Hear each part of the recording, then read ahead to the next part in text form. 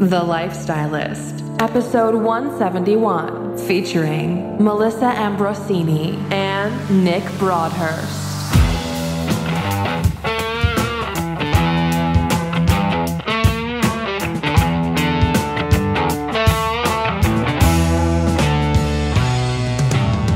I'm Luke Story, a former celebrity fashion stylist and founder of School of Style. For the past 20 years, I've been relentlessly dedicated to my deepest passion, designing the ultimate lifestyle based on the most powerful principles of health and spirituality. The Lifestylist Podcast is a show dedicated to sharing my discoveries and the experts behind them with you.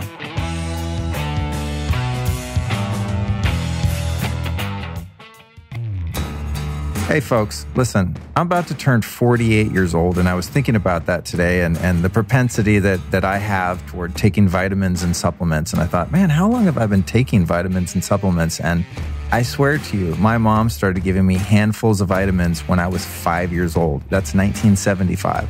That's how long I've been taking vitamins, minerals, supplements, etc. And I don't plan on stopping anytime soon. What I have gotten better at, though, is my discernment about which ones actually matter and which ones I want to invest my time, energy, and more importantly, money into. And that brings us to today's sponsor, vitalreaction.com. That's vital-reaction.com.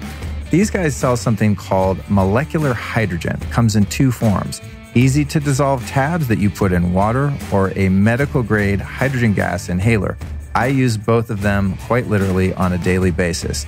Now, this is a totally safe and non-toxic element. It supports the body's ability to maintain a condition of balance by neutralizing harmful free radicals and boosting your internal antioxidant system. So if blueberries are a powerful antioxidant, which I love, blueberries, right? Great. This is like blueberries on freaking steroids. It keeps your oxidative stress low, supports homeostasis, and literally decreases your chances of getting a disease. There's hundreds of scientific studies. There's also an episode I did back in number 112 with Tyler LeBaron, all about molecular hydrogen. This is powerful stuff. It's affordable. It's easy to use. It's very convenient. I literally don't leave home without it, especially on long drives and on flights. I'm pounding the hydrogen tabs like nobody's business. So if you want to check it out, which I highly recommend that you do, get over to vital-reaction.com. Use the code LukeH2 to save 10%. That's vital-reaction.com. Use the code LukeH2 and hook yourself up with a 10% discount. Today's show is brought to you by Four Sigmatic. Now, you guys know I'm always talking about their medicinal mushroom elixirs because I take them all the time. I'm super addicted to them. But now they've got a couple other products that I'm really into. They've got a decaf coffee for when I don't feel like freaking out on caffeine. And then they have a regular coffee, but not just coffee. Both of them are infused with medicinal mushrooms. So it's a mushroom coffee. They're fantastic. They've also got some matcha drinks, like the matcha with lion's mane. And the thing that's cool about the Four Sigmatic drinks is they're totally organic. They're super powerful. Herbs and superfoods and mushrooms, but they're really easy to use. That's the issue I've had, like trying to be healthy and making myself some cool drinks, is that it's kind of a pain in the ass and I have to open up all these different containers and it's a big project. Their products come in these little packets. You just pop them open. They're very portable. I take them on the plane. I take them on trips. I keep them in my bag, in my car. I kind of have them all over the house. And I can just use them whenever I want. So Four Sigmatic, one of my favorite companies. If you want to check them out, I highly recommend that you do. To do that, you go to foursigmatic.com. And like all of my sponsors, they offer a sweet discount to the listeners. If you use the code LukeStory, you will save 15% off your order, which is a pretty good deal. So go to foursigmatic.com, enter the code LukeStory, and save 15%. Check it out. All right, here we go. We're rolling into another episode of the Lifestylist Podcast. Check it out. If you are currently in a relationship, I want you to pause this right now. Get a hold of your partner. Get them in on the party. This is going to be a great one to listen to with your beloved, whoever that might be. Now, if you're not in a relationship and you're single but ready to mingle, then you definitely want to listen to this one. Get out a pen and paper and take some notes, son or daughter, whatever the case may be. And listen up and learn, because these two guests, Melissa Ambrosini and Nick Broadhurst, are going to show you what it's all about when it comes to having an exciting but healthy relationship. This is a super cool episode. I had a great time sitting down with them, and I learned so much and was beyond inspired. So I think you're going to be as well. So here's what's up with the guests. We've got Melissa Ambrosini, who's the best-selling author of Mastering Your Mean Girl and Open Wide. She's also the host of the top-rated podcast, The Melissa Ambrosini Show, on which I've been featured as a guest, and I highly enjoyed it, and apparently a lot of other people did too. It was really fun. She's also a speaker and self-love teacher. And then we've got her husband, Nick Broadhurst, also known as Broadhurst in the music world, who's an Australian singer, songwriter, and producer, and a damn good one. I listen to his music all the time. He's badass. You can find him on Spotify. That's Nick Broadhurst. Nick is also the host of the top-rated podcast, Broad New World, and he's a prolific entrepreneur and the CEO of multiple companies and a father. He's also my freaking hero, as you're going to find out in this episode, because he figured out a way to eliminate email from his life. I was like, yo, so email me the things. Like, yeah, I don't do email. Like, what? How do you own companies and not do email? And he explains how. And I'm still trying to figure it out myself because I feel like 90% of my life is emails. It's super annoying. So yeah, Nick's my hero on a bunch of levels. They're both my hero because, like any relationship, of course, has its ups and downs. Like there's no pink cloud here. But I've got to say, what they have going seems to be feeling real good to both of them, and they're both growing. They're just incredible individuals, and that's the reason I wanted them both on as a couple. And it's my first show that I've ever recorded about a relationship with an active couple. And you guys, like me, get to be on a fly on the wall and kind of pick their brain and see how that works. All right, before we jump into that, I've got an upcoming event. I'll be speaking and presenting my now sort of world famous or world infamous biohacking lounge at Neil Strauss's biohacking intensive event in Los Angeles, December 14th through 16th. If you want to come hang out and get crazy with us, go to lukestory.com/events. Then next week's episode, number 172, like all of them, at least according to me, Mr. Biased, is an episode you don't want to miss. It's called Sleep or Die, Becoming the Best at Hardcore Rest with Harpreet Singh Rai. And that one is, of course, all about not only sleep, but how to track your sleep once you've optimized it. I'm like obsessed with gamifying my sleep. I am the geek that now texts my high sleep scores to my friends and am like, aha, or like the kid on The Simpsons, aha. Every time I get a high score, it's pretty awesome. And it's good for my life. And I want it to be good for your life too. We're all into taking, well, not all of us, but I'm into taking all these pills, potions, powders, all these crazy devices. I mean, Jesus Christ, the amount of money I have and continue to spend on optimizing my sleep, when really, honestly, it's like, it's all good stuff and I love it. It's a hobby and it's kind of my job to discover things and share them with people like you. But I'll do all this stuff and then I just go get a good night's sleep and I feel better than any of this stuff. So honestly, I think sleep is really important. And that's what we're going to talk about next week. And it's kind of a good tie-in for this episode because we've got two people that sleep together. There we go. Boom. See how we work that? Here's what's up with this episode. Now, we've talked about relationships and sex quite a bit on this podcast, and not surprisingly, those are some of my top downloaded episodes. I think any episode I put sex in the title is going to be kind of in my top 10 permanently. The one I did with John Gray was great, and John Wineland. So if you're into this topic like I am, I'm just fascinated with having healthy relationships and how you make that work, because it's something I've not been hugely successful at, admittedly. Then you can go back and listen to those. Did I just admit to that? God, that's mortifying. I'm sure I'm mortifying myself more in the episode, so whatever. Might as well just get out of the way now. But anywho, this marks my first episode, as I said, with a bona fide couple. So we get to kind of sit and study Melissa Ambrosini and Nick Broadhurst like zoologists, kind of observing them as the human monkeys they are and learning what makes their remarkable relationship tick. And from the outside looking in, it's one of the most healthy and powerful relationships I've ever seen. You've got two people who are working on themselves as individuals. They seem very whole and, fully integrated. and well-defined, but then they also come together and create this third party, this partnership, this relationship, which is built on a really solid foundation. But of course, maintaining that requires both of them to show up each day as the best version of themselves so that they can collaborate and elevate their relationship as well.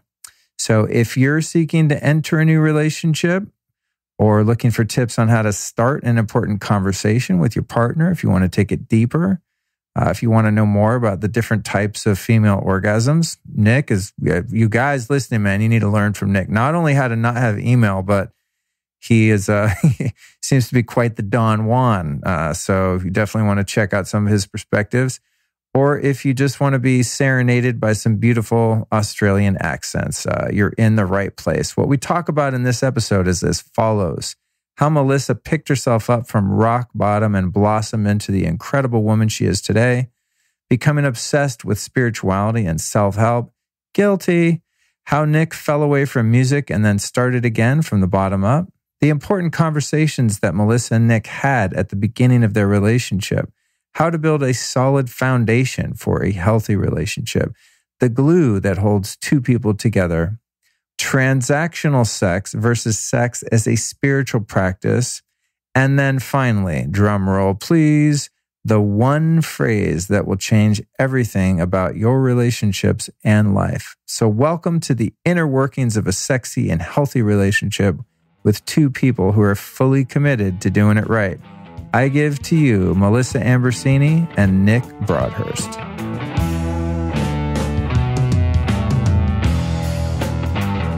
Welcome to the show, you two. Thanks for having us. You two wild Aussie kids. Yes. Here we are. I love the accents.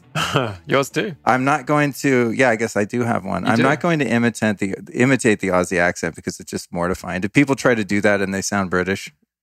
Yeah. And it just doesn't fly. Not even British. Not even that. Yeah. Actually, it's mortifying when American, who's not an actor and trained as such, tries to emulate a British accent too, now that I think about it. Yeah. But I am pretty good at identifying the Aussie accent. It's the South Africans that'll get you. Yeah. Those guys, you think if you go New Zealand and then they get you. No, South African. It's a very unique accent. It is. I was listening to Elon Musk on Joe Rogan a couple days ago. And where the hell is this guy from? He has the weirdest accent. South African, of course. So when did you guys fly in? About 24 hours ago. And here you are already doing an interview. Have you done any quote unquote work yet? Kind of, yeah. We've had a lot of meetings, catch-ups, meetings, done a little bit of work, but this is our first interview here. Okay, cool. So, well, I'm easy. I'm low-key, as you can see. Awesome. With the dog, got some spring water. We've got lots of blue light keeping you guys awake. Did you forage this spring water? Actually, I normally do. I know you do. Yeah. And I have some foraged water in the garage in cold storage in these big Mylar, protective covers that I built. But this water's from livespringwater.com, and it is foraged in a sense from a spring in Oregon. It's very safe, by the way. It's been lab tested, triple, third party verified, all that stuff. But it's from a spring in Oregon, and it's untouched by human hands other than just filling up the glass bottles, putting them in a refrigerated truck, and then someone carrying them into the apartment. So you're getting some of the most pristine, clean, life-giving water imaginable right now. Awesome. Thank you. I feel it. So I'm really excited, you guys, because you're the first couple that I've interviewed. Yes. Yeah. And I'm up to, I think, 160 shows or something. I've had a few shows about relationships, about sex. Those, of course, are my top downloads. People love to learn about the relationships. I've had John Gray and John Wineland and Neil Strauss and a number of people on talking about relationships. But those are all people talking about their relationships that happen outside of the podcast.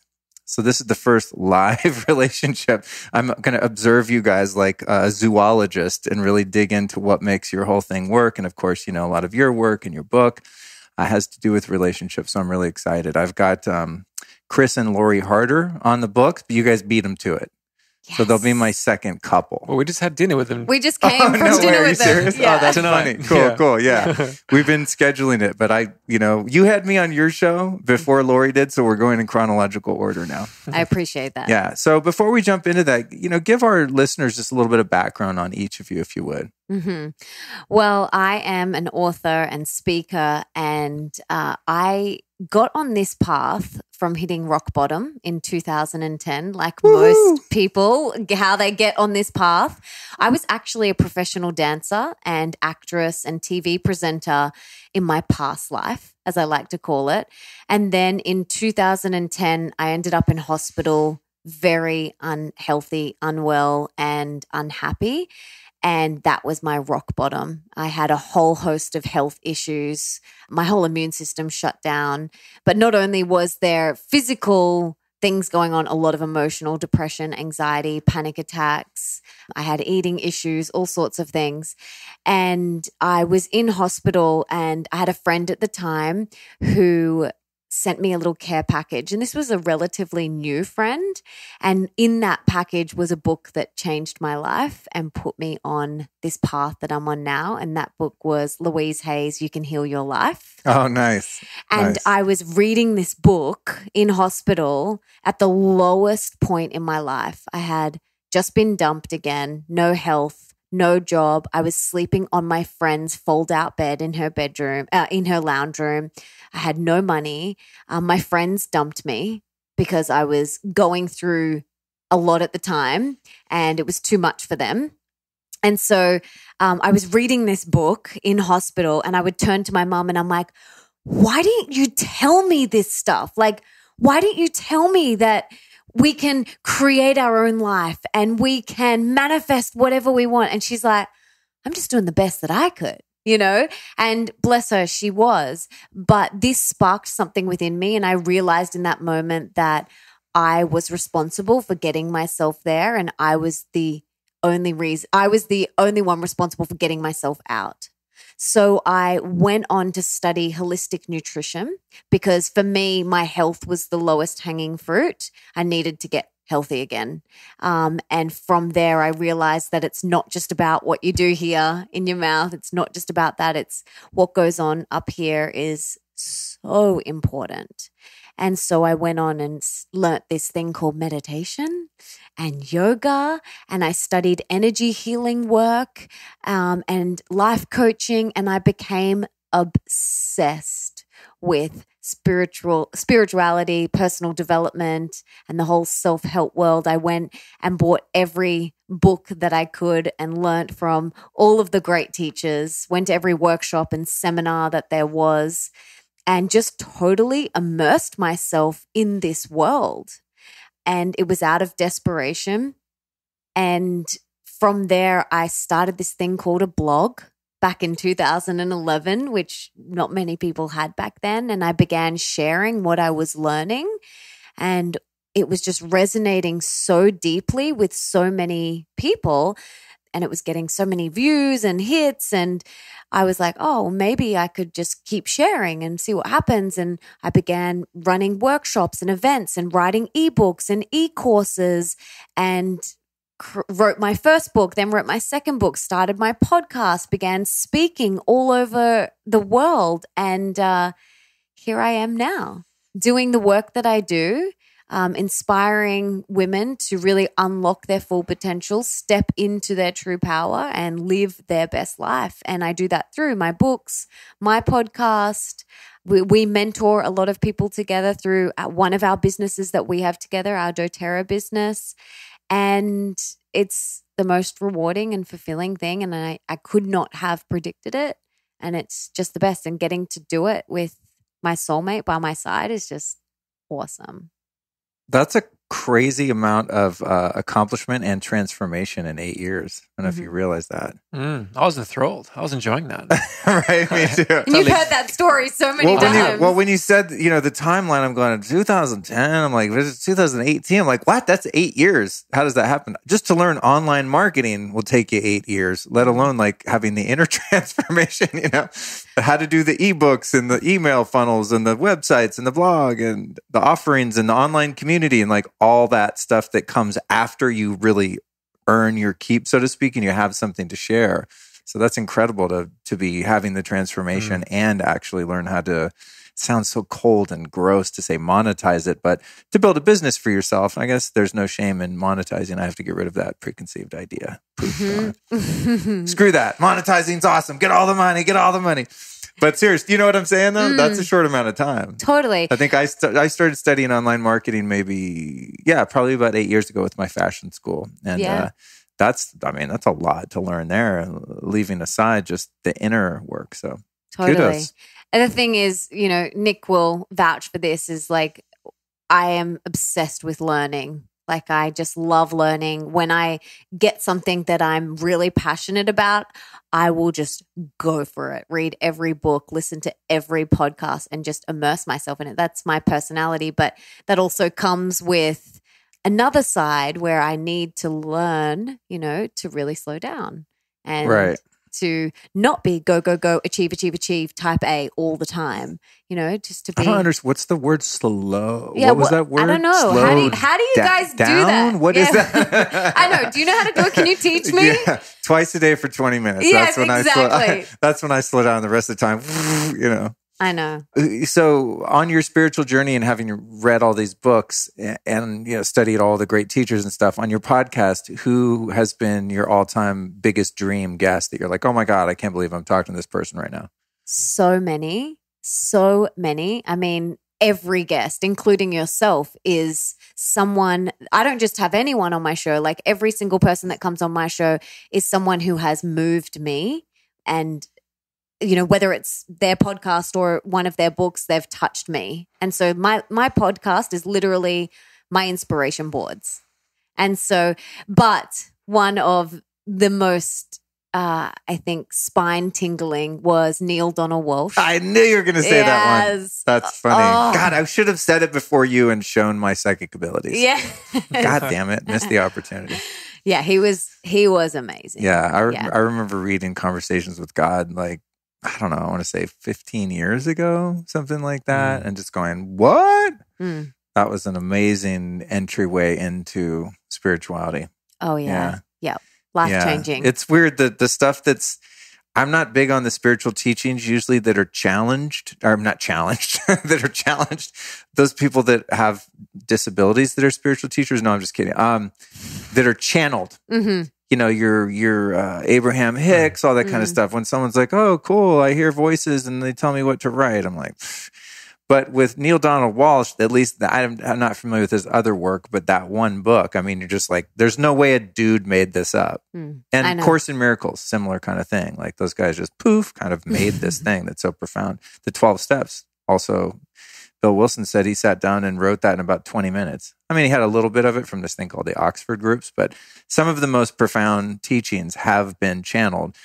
And then there's like the other 9 million teachings that are total bullshit that have been channeled that are totally dumb and not very useful.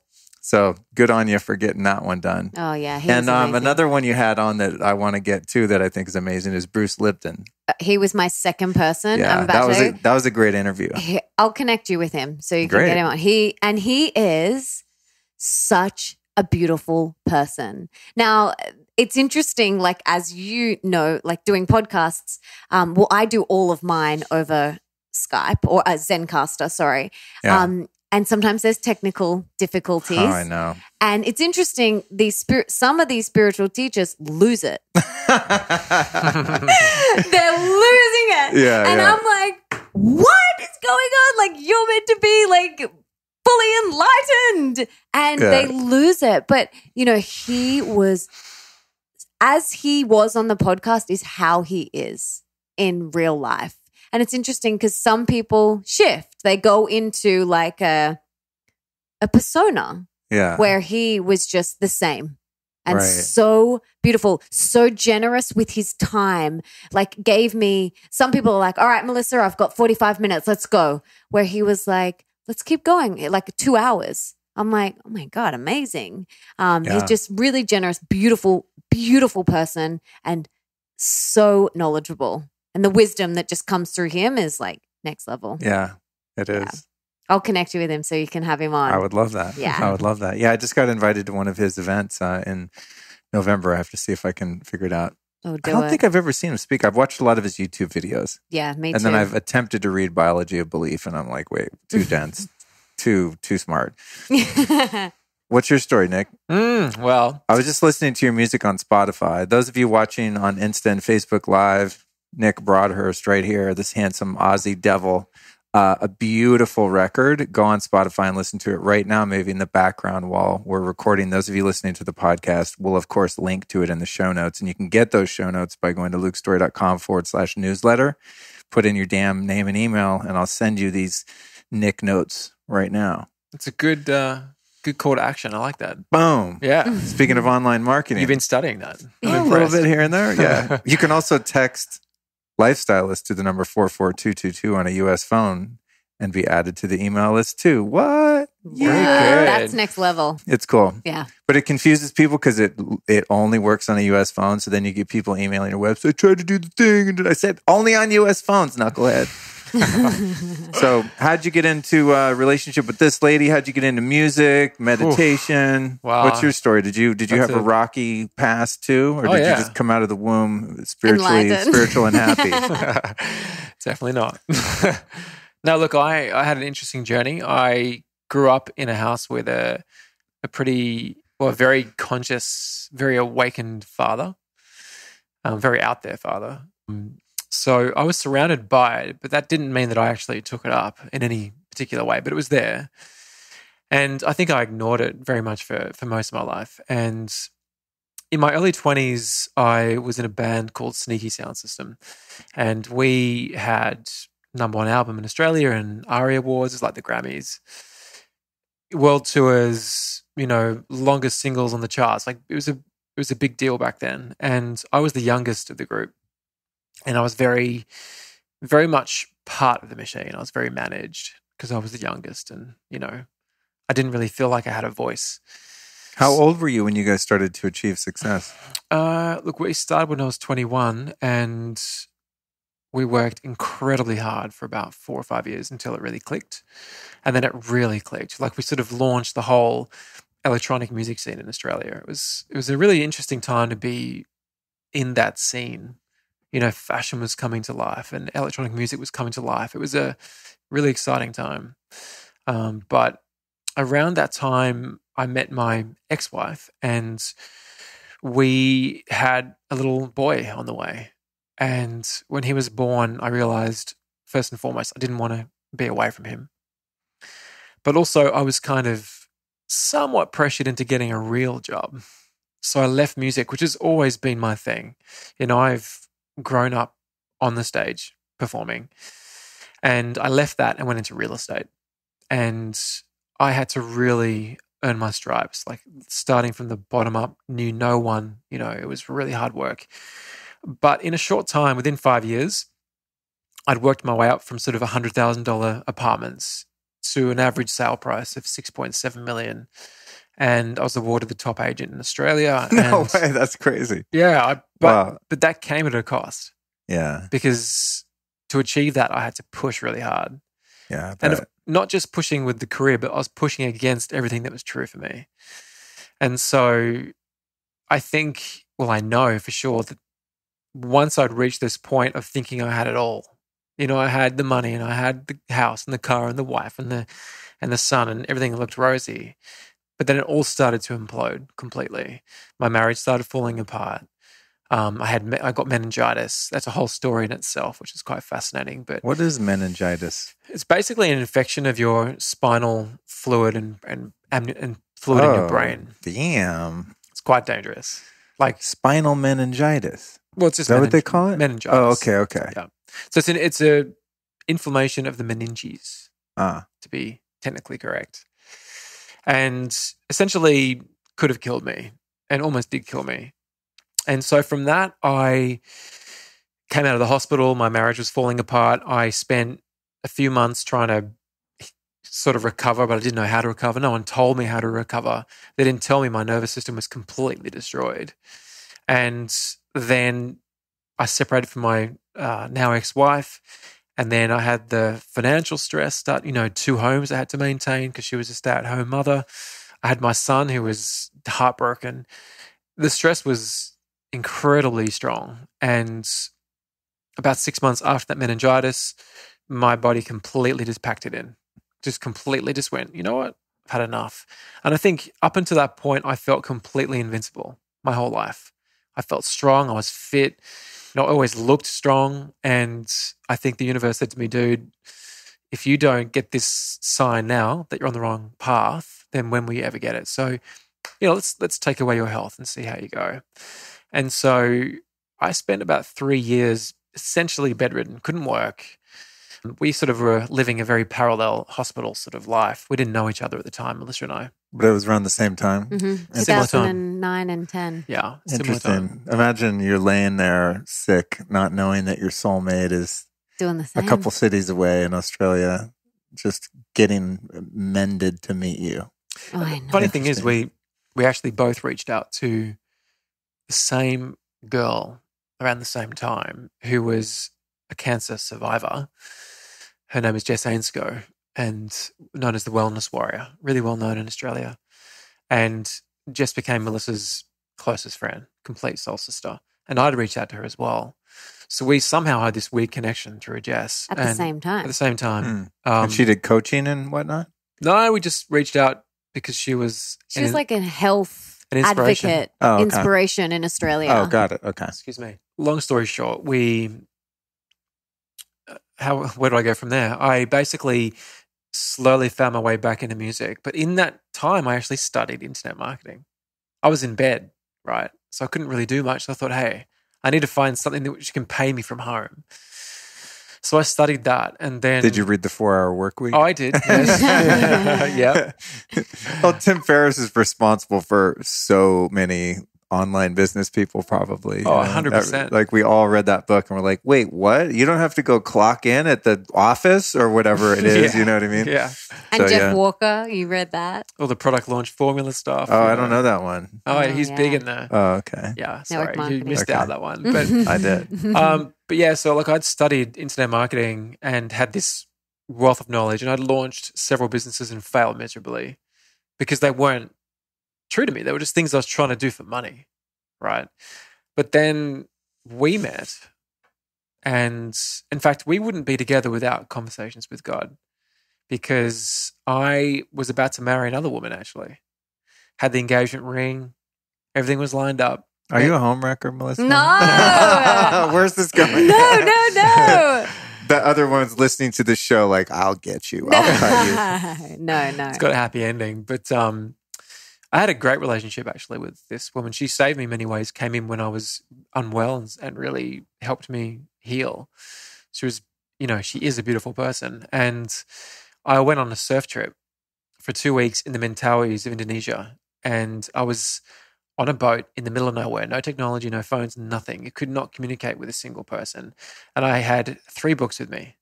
I had Venture Deal, which is a venture capital book, because I had a magazine at the time, which I was funding, and a digital magazine. And I had Conversations with God and The Way of the Superior Man. Oh, nice. Right. So That's a good start. I'm cocooned and I have 3 books. So I'm going to read them. And no Wi-Fi for 2 weeks? Well, nothing. Yeah, you had Just nothing. Nothing. Couldn't even make a phone call. Right. So I read this passage in Conversations with God, and I'm paraphrasing, but it was something like this. It was, let your love propel your beloved into the world so they may experience the fullest version of themselves. Only then have you truly loved. And I read this, I can picture it right now. I'm lying down in the depths of this boat, smelling like diesel petrol. And I'm looking up, and I just remember looking at the ceiling, which was about 6 inches above my head, and thinking, holy crap, I've got to let her go. It just dawned on me that I was actually going to hold her back if I didn't let her go at that point. So despite having the ring, everything, I was going back to propose to her. Wow. And when I arrived back, she'd had the same epiphany, but we were perfectly happy. Really? Yeah. Oh, isn't that sweet? Yeah. So awesome when you want to break up with someone and they're like, as a matter of fact, I've been wanting to talk to you too. Not when they're faking it though, because there's that thing too. We're like, I don't think this is working out. And they go, me either. You know? And you're like, no, you weren't really, yeah. So, wow, fortuitous. Yeah, and then we met about 6 months later and we had a beautiful connection. It was very quick. We were engaged in 2 weeks. What? Yeah. Oh, you guys just blew my whole theory. All right, we got to talk. Carry on. It was a really interesting 2 weeks. I felt like I was being almost puppeteered by some other entity. I was just being kind of moved, and your love was being channeled. Maybe. It was bizarre, to be honest, but effortless. It was like there was no question whatsoever. I met this woman. We connected. The first proper date we had, we were talking about getting married, and it just oh my God, it just happened. Oh, I can't wait to get into this. Yeah, you can sort of unfold more from that. Yeah. And so we were married in 5.5 months, and it's been a wild ride. And I do have to say that it is amazing to meet your match, for sure. Like, it's a beautiful thing. But you are signing up for the biggest challenge of your life, just about. I mean, being a parent is one thing. You know, Leo, my son, Melissa's stepson, is 12 now, and that's a whole journey, you know. But meeting your one is a real challenge, and it's a real support. It's yin and yang. It's 50-50. It's support and challenge in equal measure. It's light and dark, and it's everything. So it's been an interesting journey, but I love her more and more every single day. And Melissa had a very interesting experience last week, which is a whole other conversation. She actually had a near-death experience. She was in intensive care. What? A week ago. And you still took the trip? Yeah. Like, just. And I can't. This won't stop me. I'm going to LA. Yeah. I can't talk about it because we realized that, Melissa realized in that moment, it was actually the third book that she'd been waiting to come to her, and it came to her in this near-death experience. It's a wild story, but I actually thought that I'd lost her a week ago. What? About 5 times. It was very scary. Very, very scary. I was completely unconscious, ambulance. It was full on, and he thought I was gone. What? Oh, no. But you don't want to talk about it because it's the meat of a new book. Yeah. An upcoming book. That's fine. We'll do another interview and we'll go back to it. I respect fresh that. as well. It's really fresh. Yeah. And, we don't need to go into it. But that's, from your perspective, leaving aside Melissa's experience of that, having really heard when you said this is the love of my life and everything's going along as planned or not planned in the most beautiful way, whatever the case may be. To have that, the prospect of losing that is pretty incredibly intense. Yeah, it really, it was a wake-up call for both of us, I think. But it just made things a lot deeper for me. I look at her sleeping now and just thank freaking Christ that she's still alive. Oh, man, that's awesome. You guys are so cute. Damn. I'm so glad this is on YouTube, I mean, my shoots are like one camera, so you don't get to see the In the future, when people start supporting my sponsors more, I'll have a camera over here getting her when she's talking to camera. You know what I'm saying? The 3-4 camera shoot, because there's it's a really beautiful thing to watch you guys interact. It's very special. Okay, so does that bring us up to date? And here I am. And then also you're still doing your music. I mean, this is a new record, right? Thank You. Yeah, so Thank You came out 2 months ago, and cool. That's kind of like the record of my life to now. It's a whole journey on there of everything, really. And it's been a beautiful experience, and it's had a great reception. I've signed with a label in New York called Anti-Fragile, and that's going to a whole level. And we're touring together, and we created a show at the beginning of the year called Open Wide, which I did a song called Open Wide. Melissa did a book called Open Wide. We sort of connected our brands and did a real life musical, which was wild. Really? Yeah. What's that entail? It was like music. Yeah. And motivation mixed with meditation and story. So like he was going to tour on his own. Yeah. I was going to do a book tour on my own, and we were like, well, let's create something together. And so we created this beautiful experience, like a live rock concert for your soul. So think like Coldplay mixed with Tony Robbins. coming Wow. together. Damn. It was That's innovative. awesome. It was was great. so much fun. And we was toured great. all around Australia. We sold out in every city. Wow. Yeah. And it was amazing. It was so much fun. It was our first thing that we'd done together because, you know, Nick has multiple businesses and he's a serial entrepreneur, and you've got your podcast as well. You forgot to mention that.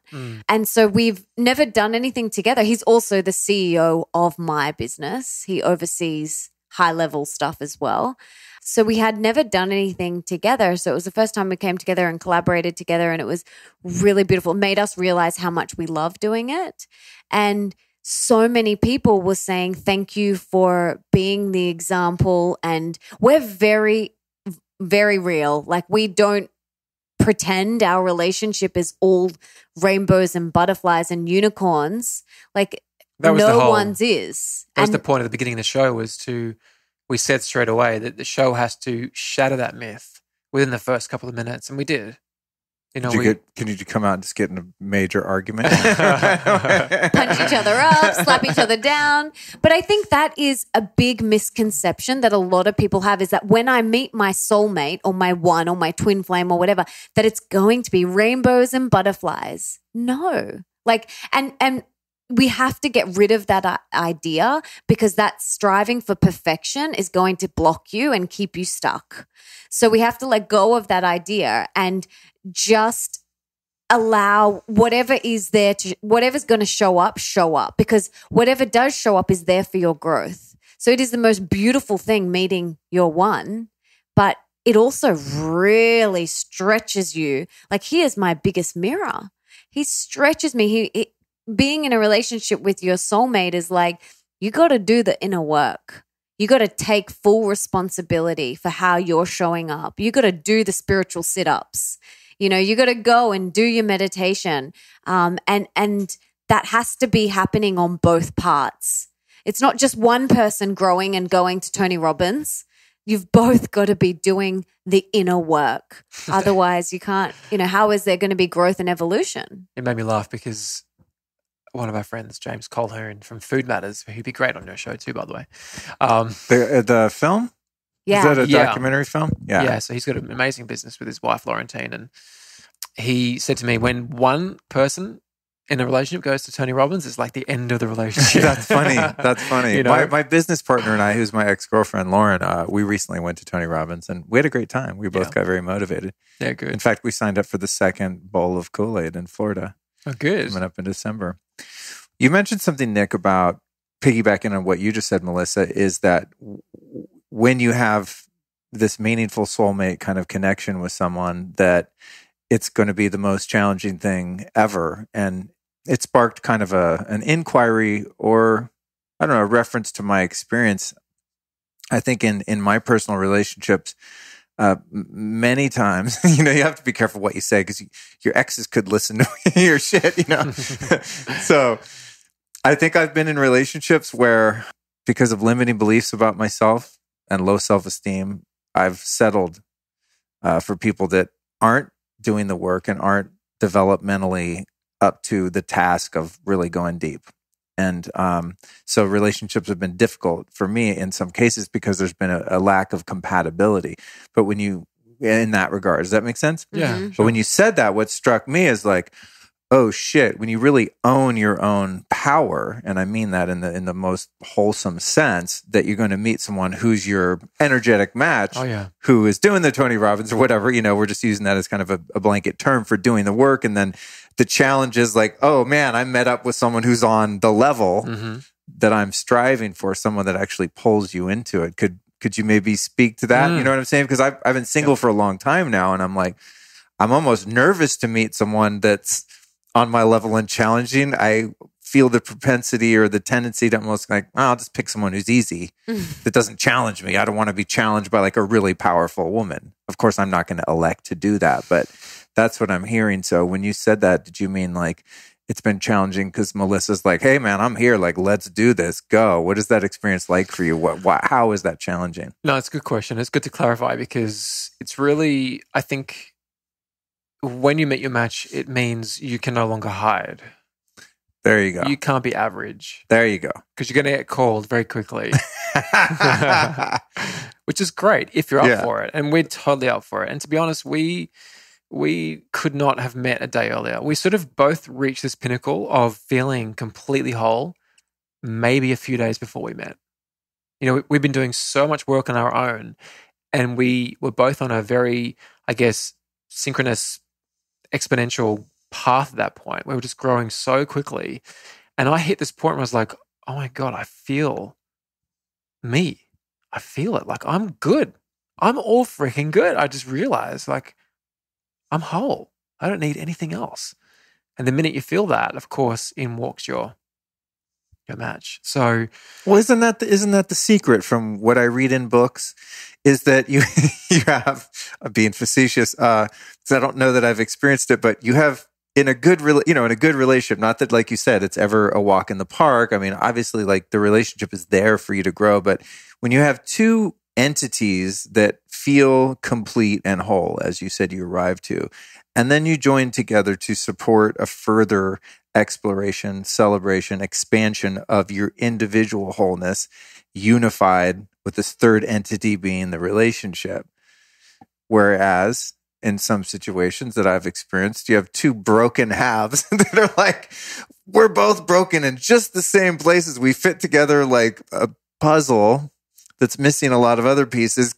Let's lock in and just see how long we can go until the wheels fall off. Totally different type of challenge. Yeah, I mean, look, and that relationship could actually still evolve and move beyond those blocks. But both parties Have to be willing to show up.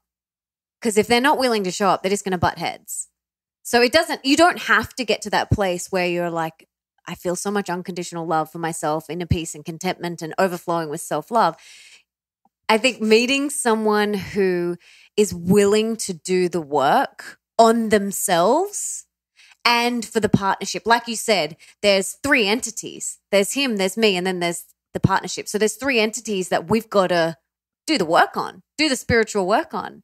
And we are so deep. When we married each other, we made a commitment to that. We made a commitment to show up each day as the best version of ourselves and do the work on ourselves. And I think that is something that needs to really be brought to the attention at the very start of a relationship. Otherwise, you're just going to butt heads. Wouldn't that be one of the first things that you get clear on, right? Like, what is your life about? As I look at the prospect of having a relationship, I think that's probably the number one requirement. I mean, of course, just for having someone who has integrity and just has a solid core value system that they adhere to, right? I mean, that's kind of a no-brainer. Someone that's on a level of consciousness that you can work with, where there's not horrendous flaws that they're still trying to work out.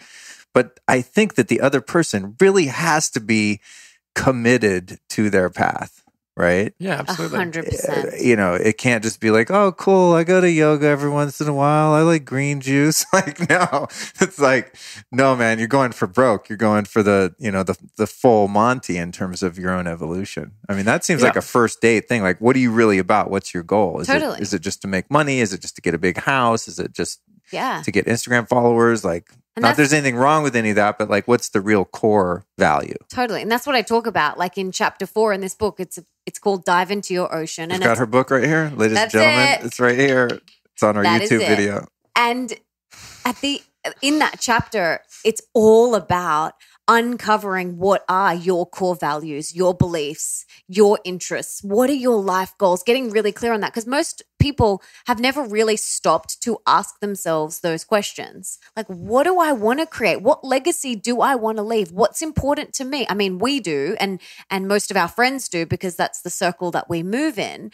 But a lot of people have never actually sat down and worked out, well, what are my core values? Something we did at the start of our relationship was what beliefs and values do we want to instill in Leo, who's our 12-year-old, my stepson, Nick's son? Like, what do we want to impart on him? These are things that people don't talk about. And if you don't know what your core values are, what your mission is, what you want to leave in this world, like how you want to show up in the world, then how are you meant to find someone who can match that? Like we are just flying blind. And that's why I get everyone in the book to really uncover that for themselves first. And then it's almost like, right, when you're dating, you have this mental checklist. Not like, you can pull out your clipboard if you want. No, I'm joking. Do not do that. The guy will probably run in the other direction. I can picture like the date being kind of like a corporate interview where you get out your mission statement, your so core what is values. Your why? Yeah, exactly. What legacy do you want to leave? Yeah.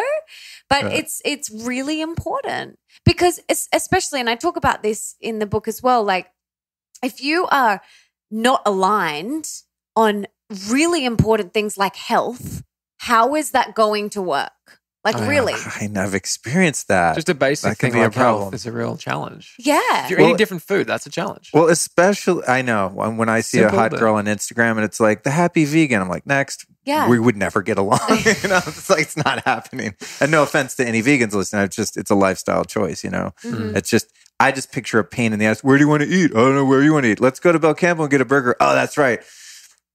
That kind of thing. Well, it's also unity. Like if you look at when you meet anyone in life, like let's say you go out to, you're in your early 20s and you go to a nightclub and you're drunk and you meet a girl and you hit it off.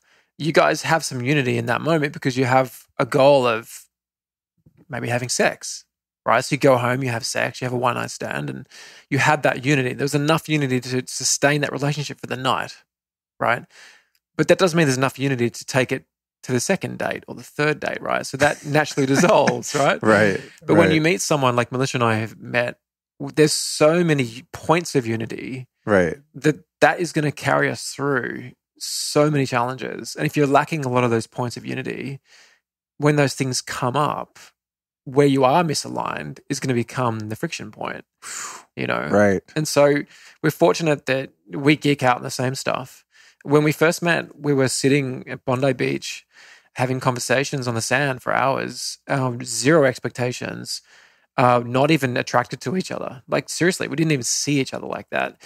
We were just having this very open conversation about, I just read Sex at Dawn and I was like, no, I'm not getting married. Yeah. And we're speaking about. I've interviewed so many people. I'm like, because I want to ask you guys about open relationships. I'm like, all right, are you through the Sex at Dawn phase yet? Have you figured out that this, at least for me, that was a fleeting. Experiment. It was fleeting because we were engaged 2 weeks later. So and then you're like, what I came to is like, oh yeah, bonobos, cool.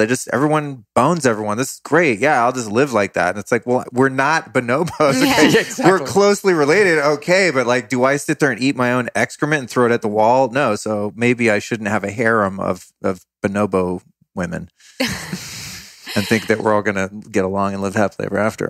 Totally. It's a good segue though, actually. Because, it is. But I want to just emphasize one other point in terms of that compatibility. Do you think that having shared values is one thing? I think that's non-negotiable. Okay, like if somebody totally values the material plane and they're not really on a spiritual mission, or if they just if they're dishonest or disloyal or selfish or narcissistic, I mean, there's just certain character flaws that are just, this won't work, right? They got to go work that out. Not that anyone's perfect, but some of us have worked on a lot of those things. But then there's just lifestyle compatibility. And I think about this sometimes. And again, I can only reflect back to my own experiences, but there's been times where they're totally into different stuff and I'm into different stuff. And I'm like, cool, we'll be individual. But for me, my lifestyle is so hardcore and it's so specific, the health and the things and all the stuff, that I've sort of come to, someone kind of has to be on board because this is my work and it's my whole life. So do you think that if people, like you were in real estate and say you're in online marketing and you guys don't share kind of the same hobbies or sort of niche interests, do you think if your interests were not your work, that you would have to be less aligned in that way? Yeah, look, I think in terms of this, you said you geek out on stuff. Like how do you draw the line there on like how much you have to have in common? Can I jump in? Yeah, please, anyone. I feel like that is so fine. He's into surfing. I'm not. I don't really enjoy the water.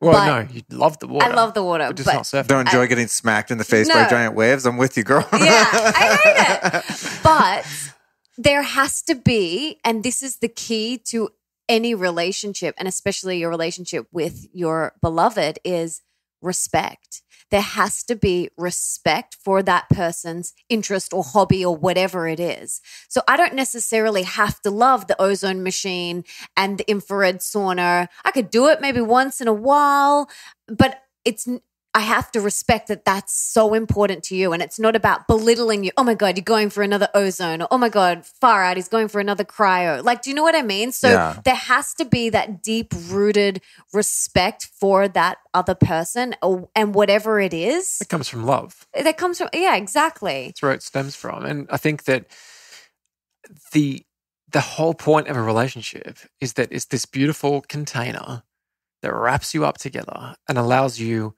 the environment, the conditions to accelerate your personal growth, to accelerate your spiritual development, if you see it that way. Now, if you're not aligned on some of the basic things, you're spending time putting energy into trying to sort out where to eat. And money issues. Right? As opposed to like, let's do the deep work together. Okay, that's good. So some of those, let's just call them lifestyle preferences or hobbies and things like that, you're saying some of those would be best suited to at least be in somewhat alignment so that you don't spend your time having conflict and like putting energy into fighting over the restaurant or the type of movie you want to watch and things like that. So if you kind of have similar taste in terms of how you like to spend your time, then you just kind of can lay back in the cut with that compatibility and then work on the things that are really deep and meaningful and transformative in the relationship. Did I get that right? Yeah, absolutely. You're creating space to go deep together. Right. And I think that's the whole point. I believe that's the whole point of actually, like, why be in a relationship if it's not going to make you grow? Like, what's the point? And you can't go deep together. What's the point, you know? And then also, we were speaking about sex, bonobos, that's right. Yes, bonobos. Okay. Those fornicating beasts. And, you know, that's a good point to raise because we're talking about love, of course. And if you're going to build a house, you need solid foundations. And I guess the unity points is like the concrete slab. You know, it lays that foundation and it's there, it's solid. Then you've got the love, which becomes the bricks. But if you don't have intimacy and sex, there's no glue that holds the whole thing together. And I think that's a really important thing to talk about because amongst all this development and growth, there must be a level of intimacy maintained because that's the one thing that you can do with your partner that no one else can do with them. If you're in a, monogamous relationship, open's a different thing, right? But that's not our deal, obviously. And so that's been a huge part of our life. Like we were getting ready to go out to dinner and I looked at my wife and I'm like, you're fucking hot. And we made love quickly before meeting Laurie and Chris because I just, that's how we express ourselves. That's what's really special and important to us.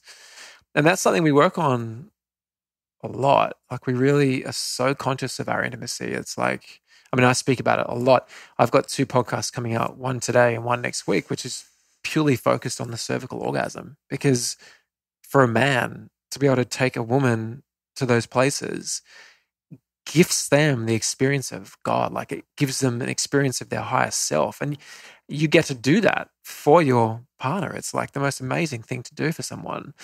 Yet these things just don't get spoken about because it's like naughty or, it just drives me nuts. It's taboo. Like, it's funny. I would expect that Melissa would be the one schooling our listeners on the different types of female orgasms. So I'm impressed that you even know what that is. Well, because when we met, I had really, I guess, schooled myself on this stuff, but really hadn't had. So you're reading Way of the Superior Man and, just went deep into it. Yeah. But I didn't have the right partner to go there. So when we met, I was like, okay, she's ready and she's open and let's go there. And that's, for me, as the masculine, has been the most rewarding part, I think, is being able to surrender what I believe to be the way, which was to have intercourse and mutually masturbate and have both ejaculate. It's like, sure, that's fine. But I realized there was another way, and that was to be of service to my queen, which has completely... I don't have to have a physical orgasm to experience the bliss of what she's going through. What she experiences in that moment washes over me and pays me much higher dividends, So that's been a huge part of our relationship, which, you know, I think is worth mentioning because it's the juice. Oh, worth mentioning? Now the whole show is going to be about this. Yeah.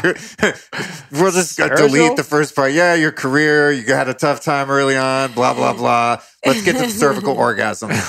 But seriously, though, it's interesting because I think, I mean, let's just very specifically to niche in on the topic of orgasm for the male and for the female bodies. Those of you listening that, you know, or whatever, you'll figure it out energetically, right? It's always an energetic polarity going on, regardless of body parts going in and out.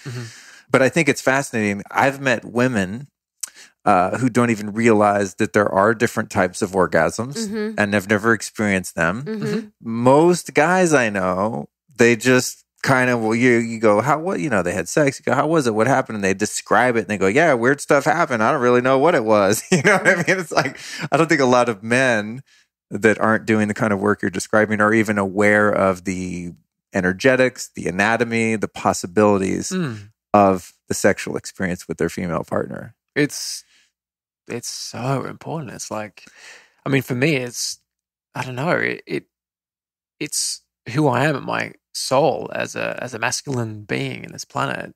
I mean, of course, we all have masculine and feminine energy, right? But being a male, I'm predominantly masculine. And so tapping into that floods into every area of my life. If I hadn't had figured this out, in all my previous relationships, I was just doing what I thought was right, which was really, you know, very surface level sex. And I never really enjoyed it. I just thought, really, it was just like mutual masturbation. It wasn't taking me anywhere, you know. But now, it's like, oh, well, how much further can we go? How deep can we get? Where can I take you? Where can we go together? So, you know, I think it's everything. Just about, if you don't have that, what do you have? I've done a couple shows on something called orgasmic meditation, oming. Oh, We've done it. Yeah. We've had them on my podcast. Oh, okay. And yeah, a few years ago, it was your birthday present. He gifted me 10 days straight of oming for my birthday. So we did like the 10, was it 10 with day him, challenge? Just to be clear. Okay. Because within the oming community, it's, for those of you listening, you go back and listen to those shows, but you don't have sex, but you touch the is it clitoris or clitoris? You stroke the clitoris. I know how to find the clitoris or clitoris finally, but I don't know the right way to say it. But anyway, you don't have sex, but within that community, like we could be like, you guys could be a couple totally monogamous and I could be like, hey, Melissa, you want to ohm? Cool. And then they just do that, which is weird to me. It's way too much intimacy for strangers, but that is within some circles in the ohming community. So when you say that he gifted you that, we're just going to clarify we did with him. At home in our bedroom, and it was amazing because you get cracked wide open, like every chakra. You have to be open, and to experience these deep cervical godlike orgasms, you have to be open. You have to have an open heart, an open mind. You have to leave all of your crap at the door. You have to leave all of your limiting beliefs at the door. You have to be very authentic, honest, vulnerable, and real and present, because you cannot go to those places, that place of bliss, God, unconditional love, whatever you want to call it, whatever you resonate with. You can't go there if you're in your head. And he'll say to me, he's like, he knows straight away. He's like, you're in your head, baby. And I'm like, oh, yeah, I am. And we can't go there together. You really do have to have that openness, don't you? You do. Well, I think that's the point of a relationship is to see how open you can be together, is to be vulnerable. We'll be right back at you after this brief but important announcement. All right, do you want to eat organic, paleo, raw, gluten-free, fair trade, all that, but you feel like you can't afford it, you just don't have the budget for it? You go into those big health food stores that will remain unnamed, and you just shrug your shoulders and walk out because it's so damn expensive. You probably have. I hear this from a lot of people. They'll write into the show and be like, dude, I want to follow the lifestyle that you and your guests are living, but I just don't have the scratch to eat like that. And what I'm here to tell you is Yes, you do, because now you're going to know where to shop, where you can save 25 to 50% off. Those are real numbers, real discounts. It's at a place called thrivemarket.com. It's this magical, mystical place where you can get all of the foods and supplements and personal care products and eco-friendly cleaning supplies and all the stuff that create a healthy body and a healthy home for you and for babies and kids. It is an awesome website, and I get most of my dry goods there. They also have meat and fish now, and I'm just about to check that out. I haven't gotten into that part of it yet. It's a relatively new addition, but I've been using them for years just to get all that stuff that I usually spend so much money on, like, you know, your coconut oil and almond butter and macadamia nuts and beef jerky and sardines and all the kind of like snack foods that I keep in the pantry. Especially, I just get hosed if I go to a regular store. So I go to thrivemarket.com and save 25 to 50% off. But here's what's dope for you as the listener. If you use my link, which is thrivemarket.com/Luke, you're going to get the regular savings, but also an extra 25% off your first order and free shipping and a free 30-day trial. It's pretty cool. So go to thrivemarket.com/Luke. You can also go on YouTube and find a video of me doing an unboxing of everything that I buy there and how much money I save on it. It's pretty cool. But I encourage you definitely to get over there, get some healthy stuff at a deep discount. That's thrivemarket.com/Luke. Check it out. And now back to the interview.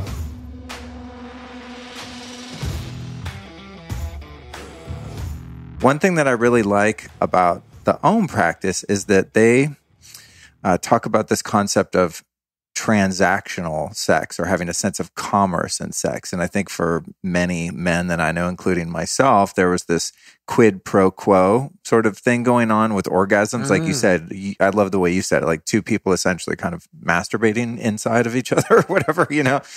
But when I was younger and less aware, it was like, well, at the end of this thing, I want to have an orgasm, so I'm going to make sure to give her an orgasm, so then kind of she owes me. I mean, it wasn't that conscious, but it's kind of just the way it goes. You're like, cool, did you get your thing? I got my thing, especially when it's more casual encounter, like you described, going out to the bar, meeting someone, having a sort of lower vibration connection. In oming, it's like the dude doesn't get anything, quotes, end quotes, out of it other than sharing the energetic experience.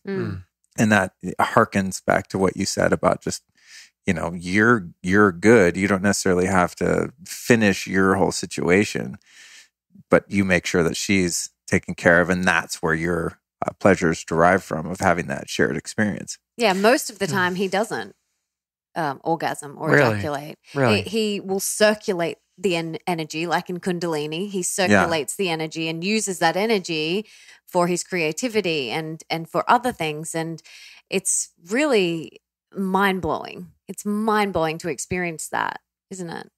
It is. Have you? This is like Bigfoot. I don't know if you guys have the myth of Bigfoot, or maybe it's not a myth. This is like UFOs. Okay. Is a guy, and I've read books about it. I mean, I'm sure I have a book called The Multi-Orgasmic Man. Oh, yeah. I know. It's called. And we've read The Multi-Orgasmic Couple. Yeah, and I have that, and I read it. I'm like, yeah, right. Like, what guy's really doing this? Can you legitimately have an orgasm where you come? We're going to have to make this an adults episode. I just realized we haven't sworn that much, but it's getting kind of explicit. You can bleep out my F word before. No, it's fine. I swear on the show, and people give me bad reviews on iTunes because of it. But F you guys. That's how I talk. And now I'm even worse. I'm more offensive now. I just say F instead of the whole word, but I direct it to the listeners that are offended. But seriously, so you can bust nut without said nut cracking. Or is it more like you just kind of hold back at the edge and you're just edging, and then you just stop before it happens? Or do you have an orgasm without the actual stuff coming out? Yeah. So I guess the first point to make is ejaculation and orgasm being two totally separate things. So you've got to for some of you aliens, yes. Go on.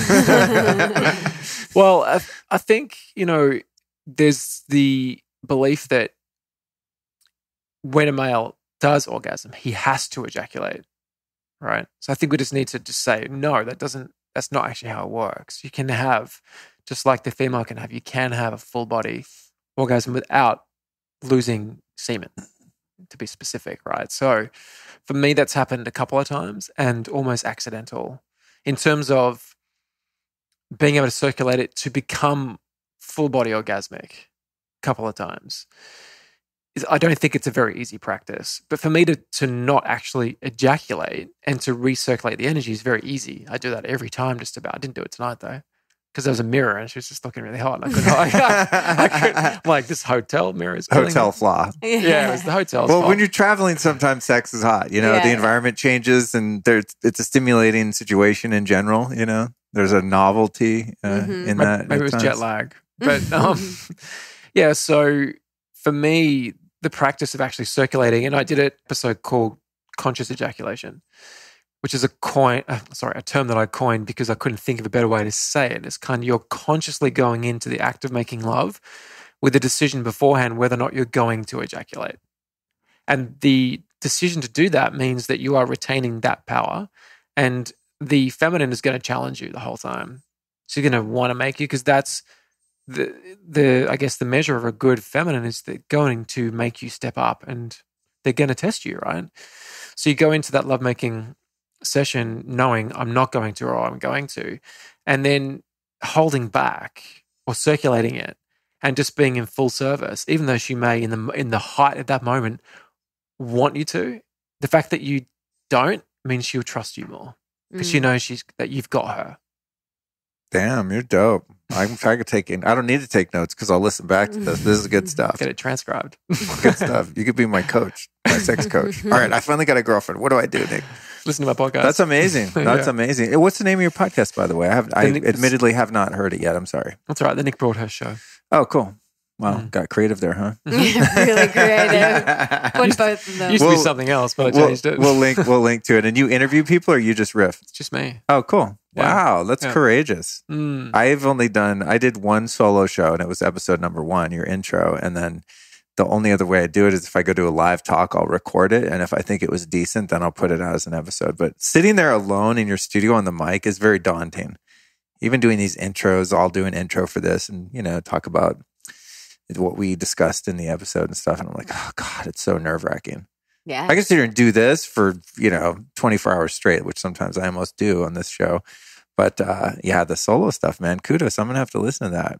So I feel my most comfortable when I'm being super vulnerable. It's interesting. Kind of weird, but... And he's got so much to share, not only on conscious relationships, but he talks about spirituality, entrepreneurship, creativity, health, everything. He covers everything, and he's got so much to share. Well, because life is full spectrum. So, in order for me to become who I've become, and I'm very happy with who I am, and I feel like I have a long way to go. I feel like I'm in consciousness kindergarten, really.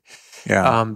But it's the full gamut. Like, you need to go into all areas. And I think that's what I wanted to share with people, is that this work of self-development is holistic. It's really important to address all these things. And you could have all this stuff, but if you didn't know about being of service to your partner in lovemaking, you're missing out on so much that then floods through into other areas of your life, So once you get the whole thing working as an ecosystem, everything else starts to function better, But that doesn't mean that everything's perfect. Like, we've had our challenges. I've spoken very candidly about my challenges on my podcast, but that's the point of being in relationship and being a human being, is that you're going to experience light and dark in equal measure your entire life. And if you think it's going to be more light than dark, you're delusional, because there is no such thing as that.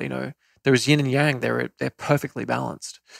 So that's been a big wake-up call for me, is realizing that we have just as many challenges as we have support with each other. And once we really embrace that, we now look at look at those challenging times and go, okay, cool.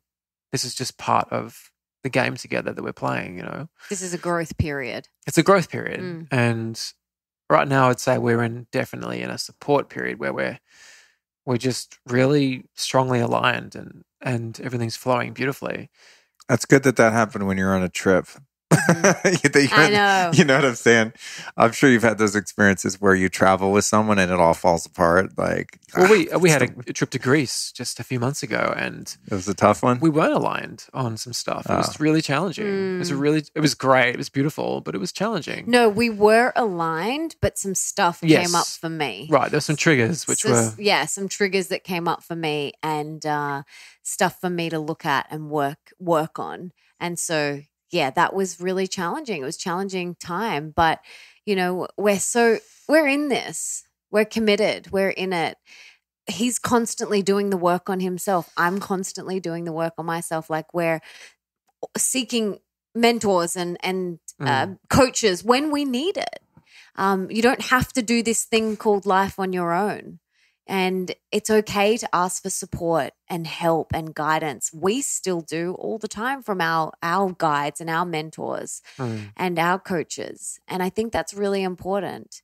And whatever area in your life that you need a little bit of extra support, reach out. Reach out to the person or the people who are excelling at it ahead of you. And there's no shame in that. When one of you is tripping out, as you said, you get triggered by something. And I guess that's the beauty of being in a relationship with someone who's self-aware to some degree, is they realize, like, okay, I want to kill you right now, but I know that this is my shit.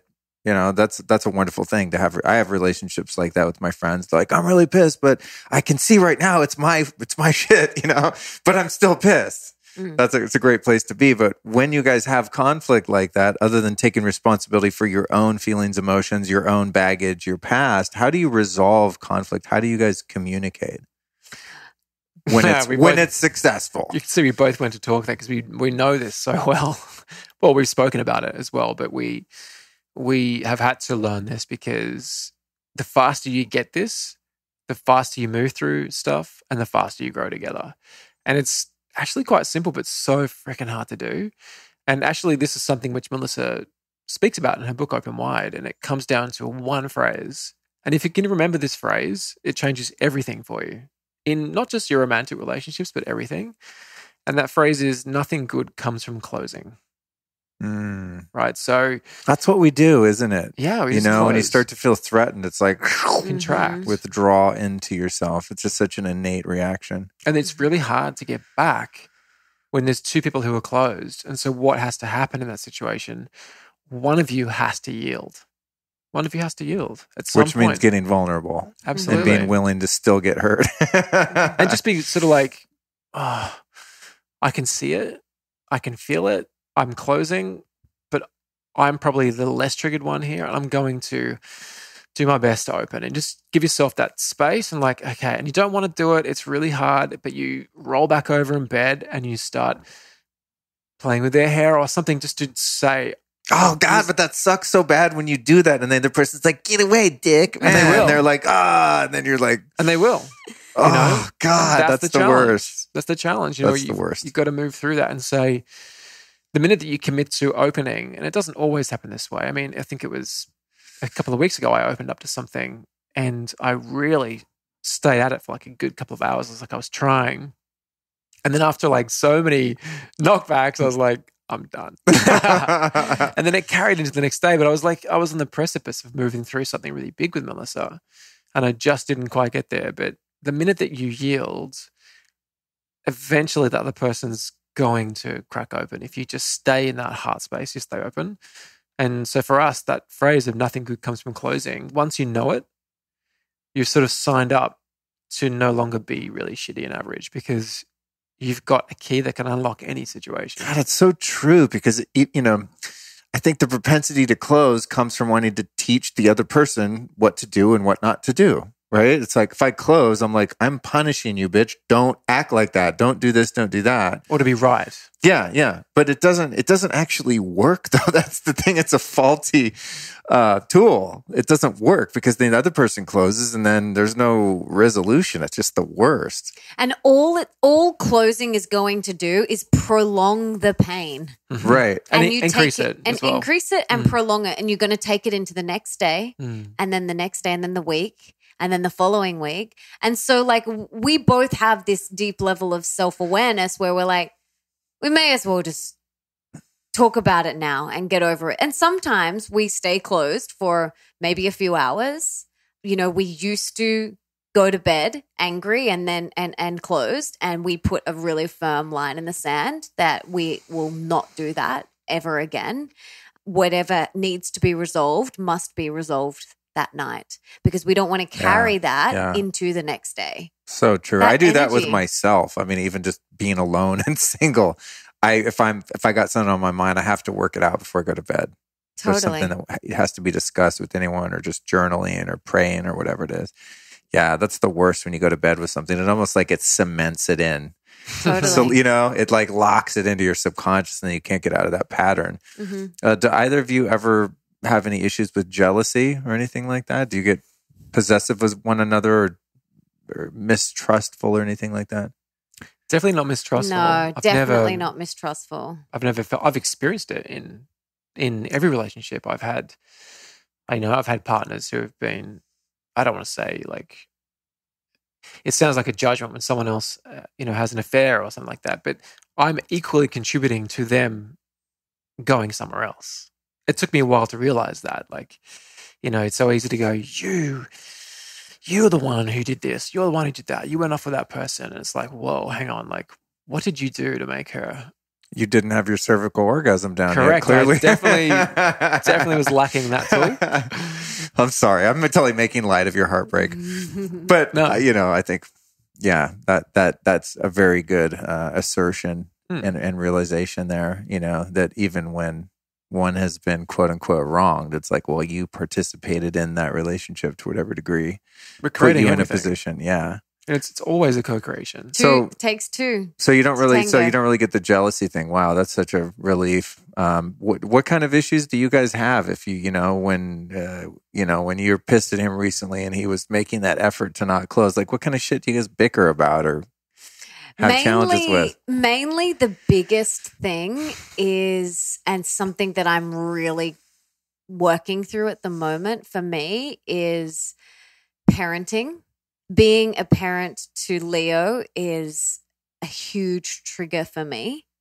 He reflects back to me so much that I need to heal with my mom and some family stuff and some family tree stuff. So he is a very big mirror, and it's taken me a little while to see that. And before that, it had played out as confrontation. So we would bicker around Leo, really, was our biggest thing, and parenting. Not we're aligned on how we believe to parent, and that's another thing that you need to be aligned on when you're getting with someone. Like, if he believes in smacking kids and I don't, how is that going to work? Oh, yeah. It's so important. Yeah. You need to talk about this stuff before you potentially have children with someone else. Yeah. There's a lot you have to talk about with kids before you decide to do that. Totally. Yeah. Totally. You've got vaccines and circumcision and what they're going to eat and breastfeeding and all sorts of things that really have an impact on a kid's life. Mm-hmm. Absolutely.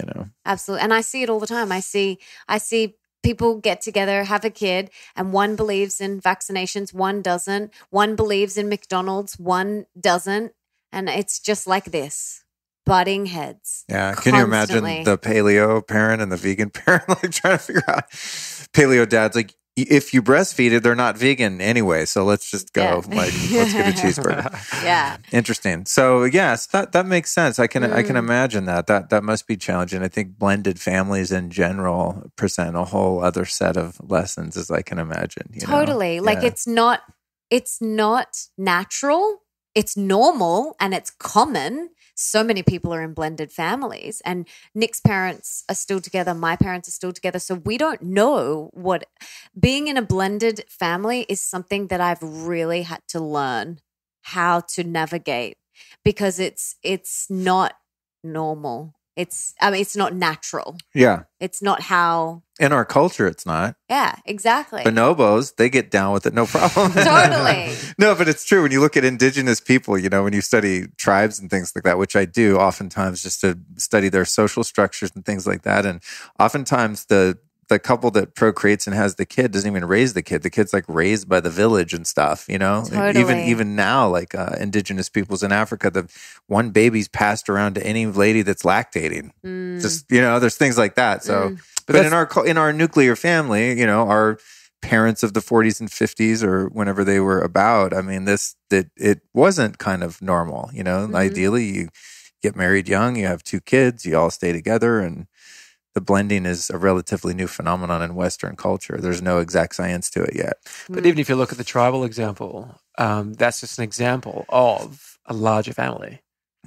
Right. They're still a family. Right, that's true. And they're still together. And they still have the understanding of how that's all going to work. Right. But when you separate and you have all of a sudden, you know, Leo's mother, my ex-wife, and you have Melissa, my wife now, and it's normally in a relationship like that, you part ways, you know, and but now there is this connection to this person, you know, and you parted ways because you were no longer aligned.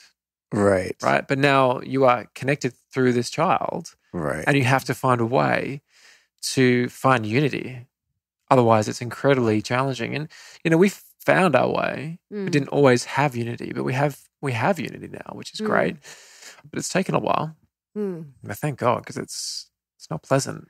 Well, also your kid's 12, and that's the time that nature starts going, okay, now kid, you got to start hating your parents and doing all kinds of crazy shit because we want you to learn how to go out and survive on your own. I mean, literally, it's biologically sort of set that they're going to start asserting themselves, you know, soon. Not like every kid is going to go start smoking crack and, you know, robbing people or something like that, but there definitely is that natural separation. And having had a stepmom when I was a kid, I mean, we did not get along at all. You know, there's jealousy about the original mom there, you know, like the whole gets convoluted. And that's another thing, like there has to be, what I talk about in the book is crystal clear communication. And, you know, from day one, Nick has been really clear with me and respectful, you know, and said to Leo, like, Melissa is another equal parent. Like he's been, you know, really, really respectful in that way. And that's helped me transition into this new role that I now play.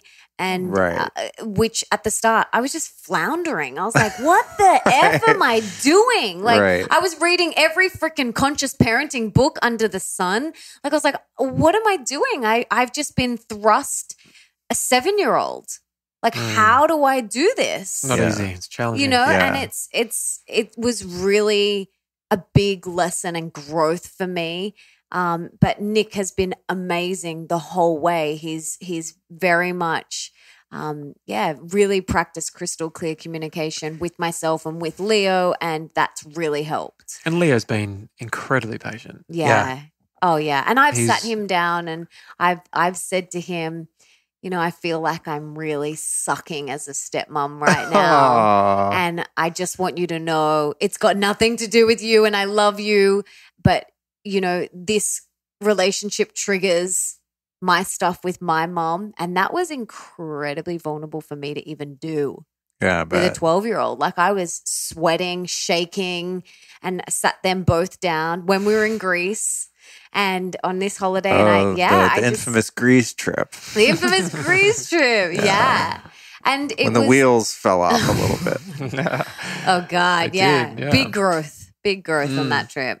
Other than having the context of, you know, I forget how you phrased it, but, you know, wanting to be happy rather than wanting to be right. Like, you know, nothing good ever comes of closing your heart, right?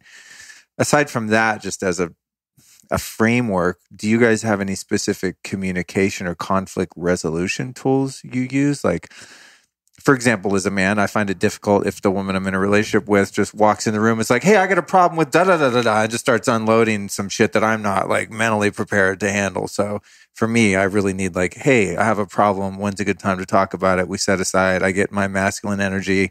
I get ready to not be a dick, to not close. I get all prepared. I mean, there's tools that I've learned over the years that just help compassionate communication. What do you guys do in order to not escalate conflict? Is there any tricks you might be able to share? I talk about it in the book, and we talk a lot about it on our podcasts. It's called CCC, crystal clear communication. A lot of us aren't practicing that. And what that actually is opening your heart and speaking your truth to that other person. A lot of us, and especially women, we think you men can read our minds. And you can't. Yeah, it's really annoying, ladies. I know. I'm like, can you guys work on that? Seriously. But you can't. And so it takes... And we could also say to the men maybe, and we can't read minds, but also don't try to fix their problems, guys. Just shut up and listen. Mm-hmm. Totally. Right. Totally. And I've had to say to him, like, I've had to open my heart, open wide. I've had to open my heart. I've had to be really honest, really vulnerable and say to him, like, I don't want you to say anything. I just want you to listen. And that's how I work. And I know how he works. Like you, I can't fire things at him. I can't quit otherwise, and he can't do that to me. He knows how I work. So we've actually said, hey, this is how I work. It's just about practicing crystal clear communication, speaking from your heart, and you will get the other person's heart. But if you're speaking from your head, you're going to get their head. If you're like, you're a dick, don't do that.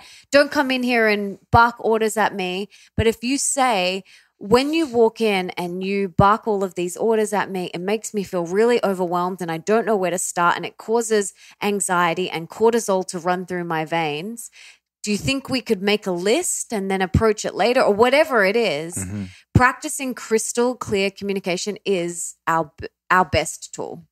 Do you agree? Or do you have something else? Yeah, no, I agree. And I think just also the solo work that we do, just having a meditation practice. Same as you, we do a Vedic meditation practice twice a day, 20 minutes, and being able to dip into that transcendent state, experiencing being every day, and then developing, cultivating that level of self-awareness so that when these situations arise, you can actually become the witness in that moment and be, okay, cool, I know what's going on here, and just sort of be present with it. And it's not always perfect. Like, trust me, I suck at crystal clear communication sometimes. And so does Melissa. Like, we're human. Like we fall down. But we have the tools and it helps us move through it. But we've had to learn that. Had to write a book on it to figure it out. Yeah. You teach what you have mostly to do 2 books, 2 podcasts, world tour. In terms of, you were talking about polarity and masculine and feminine energy.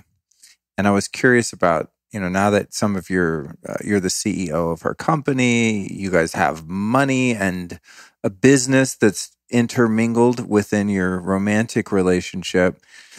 How do you keep the polarity there so that there's masculine and feminine and attraction when you're in kick-ass, let's make money and conquer the world mode? Because I know you, in order to do what you do, Melissa, and be as successful as you are, you have access to a lot of masculine energy. 100%. Right? So 100%. How do you, do you guys lay in bed and talk about your bank balance and shit? Absolutely freaking not.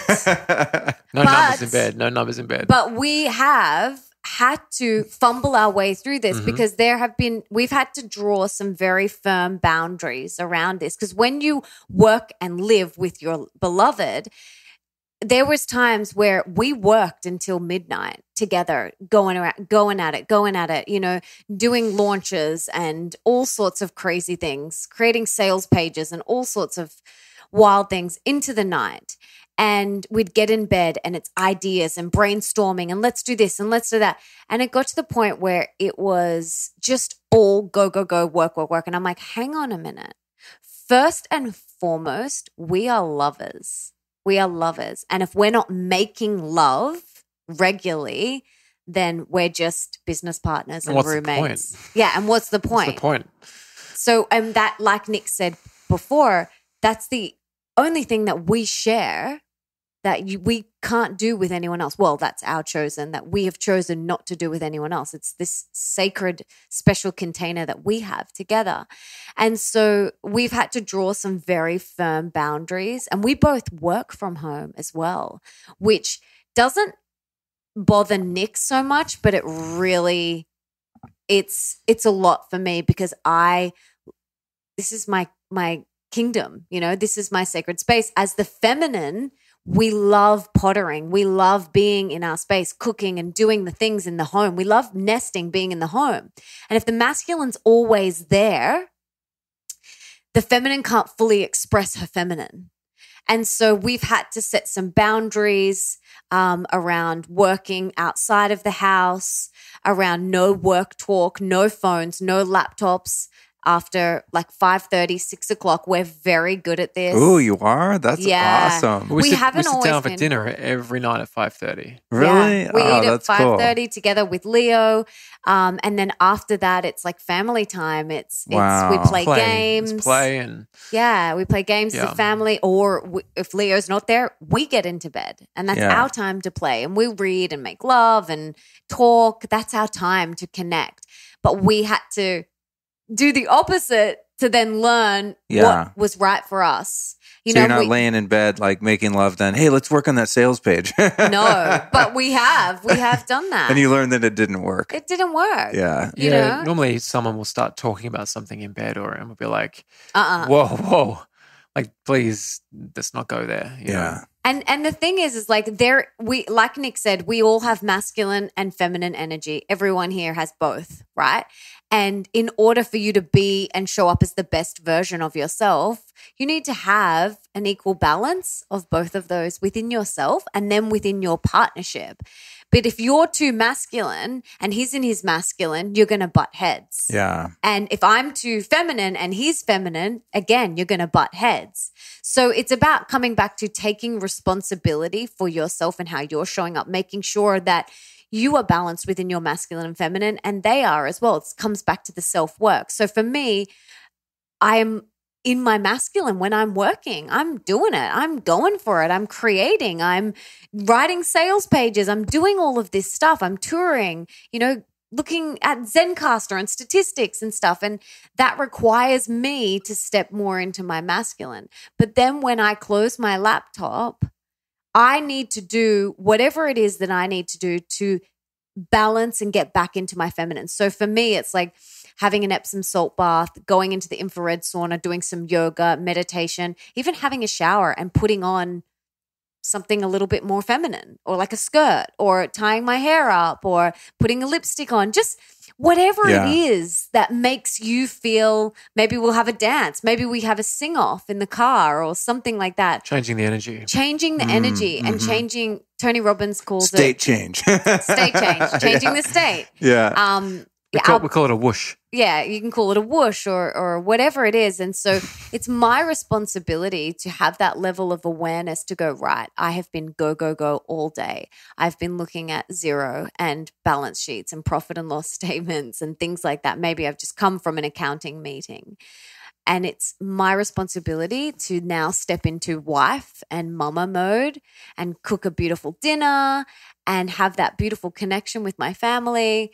But if I stay in that masculine mode, we just end up butting heads. Yeah. And there's no lovemaking that night. Yeah, no chemistry. No chemistry. I've experienced that. That's so cool. What you guys are bringing right now is so valuable for people, especially today when there are more laptop workers and things like that, entrepreneurs and people that travel around and want to be like power couples. I think a lot of people are probably unaware of the potential demise if you're not in tune with your own masculine and feminine. I mean, I'm super creative, super feeling, super feminine, artistic, making music. I mean, to me, creating is the most feminine thing ever, but not in a relationship. I'm not that. That's not my role. I'm not down with that at all. Like when, the romance thing is happening, it's like, just doesn't work, but you got to each, I think, have that self-awareness, right? Where you have access, because you have access.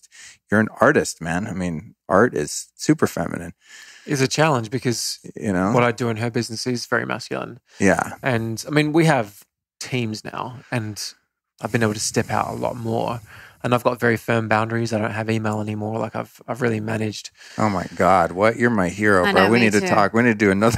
He retired from email. Email is my entire life. Like literally every day. It's just ding, ding, ding, ding, ding, ding, ding, ding. I check my phone after I meditate. It's like, you have 75 unread messages. Great. And that's not even like, I haven't even gotten to my thing that I'm supposed to be doing. Yeah. Yeah, for How me, the F do you do that? look, You literally don't use email? Yeah, so I reached a God. point Oh my where God. I He still was use it as a breaking. tool, and I'll explain how I do it briefly, but You did a podcast episode on it. no, I'm going to. Oh. I'm waiting till I've fully embedded the success of what I've achieved, and then I'm going to disseminate that in a way that's easy for people to follow. But I did one called Inbox Zero, which helped people spend less time Right. in their inbox, right, and be really efficient, which is what I managed to get to. But with, I've produced movies and I have my music. I've got Melissa's business. We have, thousands and thousands of people in a doTERRA team. I have a podcast. There's a lot going on. I'm a dad. I'm a son. There's stuff, right? And We're renovating a house. renovating a new home. It's like, it's all happening. And before we went to Greece, about a month before that, I said, you know what? I'm not going to Greece with an inbox. I'm going to retire before I hit Greece. And I was like, I literally reached this point of desperation because I wasn't writing music. And I said, that's my line in the sand is Greece, because I don't want to be away with my family. It's the first time we took Leo to Europe with us. I don't want to be checking email. Like, I'm in freaking Greece. What am I doing checking my inbox, right? But people need me. People need me. They need responses from me. And I thought, no, they don't. They just need answers from someone who knows how to think like me. So I set out finding someone who could replace me, and I actually managed to find someone. Wow. I trained them up, and I filmed myself doing emails for Holy days. shit. You did a Mr. Smith from The Matrix. You made more of yourself. I did. Yeah, it was a bit of a...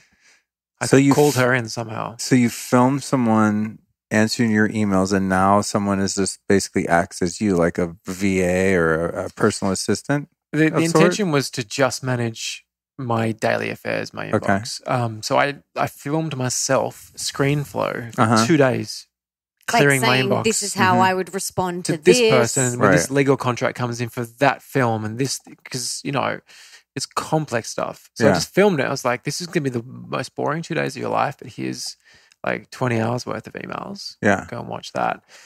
And we just developed a way to work together, and I scored big time with this girl, Brooke. She's a lifesaver, and she's now gone on to become Melissa's assistant and kind of running both our businesses in the matter of like 3 months. Wow. Yeah, she's amazing. Incredible. Wow. And I, You must have really good karma.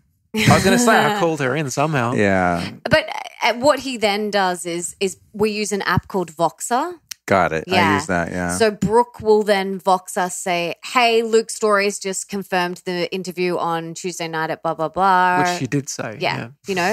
All the details are in your calendar. And we'll be like, cool. So that, instead of us responding to the email, that's what she does. God. But Tim Ferriss, I read that he has a phone call a day with his assistant. So he does a similar thing where he'll then jump on the phone for 15 minutes and she will go, da, da, da, da, da, da, da. We do the same sort of thing, but with Voxer. Oh, that's smart. You could have someone. Yeah, I see that. Mm-hmm. Like I could have that 75 emails that are there by 10 a.m. and someone else read them and go, here's the gist of this, here's the gist of that. Yes, no, maybe, da, da, da. But a lot and of she it may is- answer 50 of them for you. Yeah, a lot of Right. it she could probably answer. Like it might be like, we need Luke's bio for this speaking gig. Like you don't need Right. to do that. Yes, thank you. I don't. Do you know what I mean? Like she can do Far that. too important. I'm just kidding.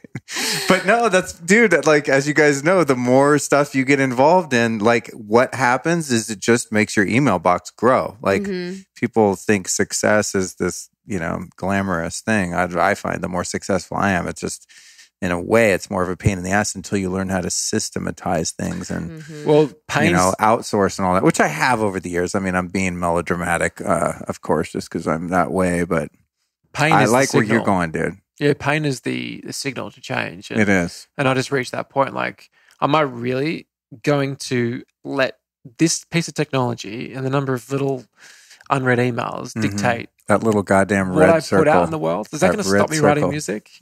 Son of a bitch. It's interesting though, because I created all this white space and it immediately filled in with opportunity. No, but that's because that's your personality.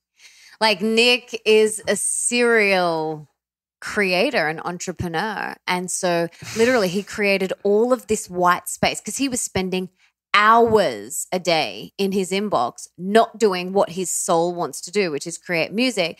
And all this white space became available. And so his brain immediately is like, let's create this next program and app and this and that. And it's like create. And they are distractions from his true work, which is to write and produce music, beautiful music. Yeah. So that's something that he has to always working on that. Be mindful of. Always. But I'm at that point where it's super painful to not be doing it. Yeah. To not be writing music. So, I've gone now really deep into music production and becoming the master of my own domain. Nice. Because I have a producer, but, just really taking ownership over that. And that's the only way I can really say I've got no excuses now. Because if you know what to do, everything in the studio, because I can produce, but to put that final magic on it, it takes a long time. In America, we call that final magic the sticky icky. Oh, yeah. Yeah. But you produced this to a degree. Yeah. I That's like the sticky is like when you're retouching in a photo and it's like, it's that one last little boom. Yes. Or, you put the freaking maraca, the missing maraca on the track that gives it that counter rhythm, and it's like that was the thing that made it. I want to ask you guys about one more thing, and it was the very first thing we kind of talked about before we wrap up here. So you guys seem to be, you're married for a few years now. You seem to be working it out. Of course, as we've discussed, there are challenges that arise and you work through them. And the relationship is this amazing vehicle for your own individual growth. And you're modeling the type of relationship that I think I would want to have. It looks idyllic, although obviously challenging at times. Having been someone that's struggled a lot in this area, admittedly, I've talked about it on my show with my various guests. It's one of the reasons I was so excited to talk to you too. Like, wow, you're doing the thing that I would like to do. But there's a part of the formula that's very mysterious to me, and that is the fact that you went so damn fast. And all wisdom that I've gotten from the elders is like, Luke, your problem has been you always go too fast. You lead with sex, you jump right in, you just go 100 miles an hour. You don't really know the person. Then later on, after a few months or a couple of years or whatever it is, then you find out who the person is. They find out how you are, and it erupts, and you have to evacuate the scene. So now my whole thing is like, okay, I'm never doing that shit again. I'm going to date someone for a year before we kiss. And I'm like, have all these very grandiose plans about going back to this biblical, very Quaker-like dating, courting thing where I pay for the movies and kiss them on the cheek and run out of there, as all these fantasies of the formula of success. You guys meet, you're talking about getting married on the first goddamn date and it worked out. What is up with that? I think you kind of answered it yourself. Like, you're putting expectations out there already for what it's going to be or what it might not be. And that's the key, is to not have any expectations, because then it allows the other person just to show up and be who they really are. And so when you're going in there masking things by doing things because some elder told you to do it a certain way, you're blocking this person from just being themselves. And then you don't get to see them, And so for me, it's like, if there's alignment and it's rocking, go. Like, what are you waiting for? Like, why wait? So that was your experience? Had you had experiences, either of you, before where you thought there's alignment and it's rocking and then you jumped in fast and got your ass blown off? No. Okay. I didn't. No. I see. This was like nothing I've ever experienced before. So yeah, when we first got together, there was no expectations. None. It was just literally coming together and talking, and there was so much presence. Neither of us were in our head. And there was so much just trusting our intuition and trusting the feeling. It's like Nick said, it was almost like we were being guided. It was coming home. And I think your intuition always knows. And I'd never felt this before with any of my ex-partners, ever. It was like home. Oh, this is so familiar. This is so effortless and easy. And everything and every cell in my being was just guiding me to the next catch up, guiding me. Like the first couple of dates or times we got together, it was just literally spent hours and hours talking. Hours and hours talking and just deeply connecting, talking very openly, very honestly, very authentically, and very vulnerably. Like we didn't have any expectations. And I think a lot of people enter relationships with this long list of expectations, and expectations ruin relationships. And instead of just showing up as the best version of yourself, we have this Excel spreadsheet of expectations and we're not present. So we can't really fully see the other person. We can't see and experience the magic that could potentially be there. And maybe it's not, like maybe that person isn't who is meant to be with you, but maybe they are, and you're so in your head and you're not seeing it. You also, because you were like, I should do this, or maybe I should do that. You're just shooting all over yourself, right? And that's just blocking you from just showing up the way that is just you. So perhaps there's no pat formula for protecting oneself from harm's way, right? I think what I'm looking for is like, okay, what are the 10 steps to like not get destroyed, in a year period or something? It's very easy. Yeah. How can you be destroyed if you're whole? Right.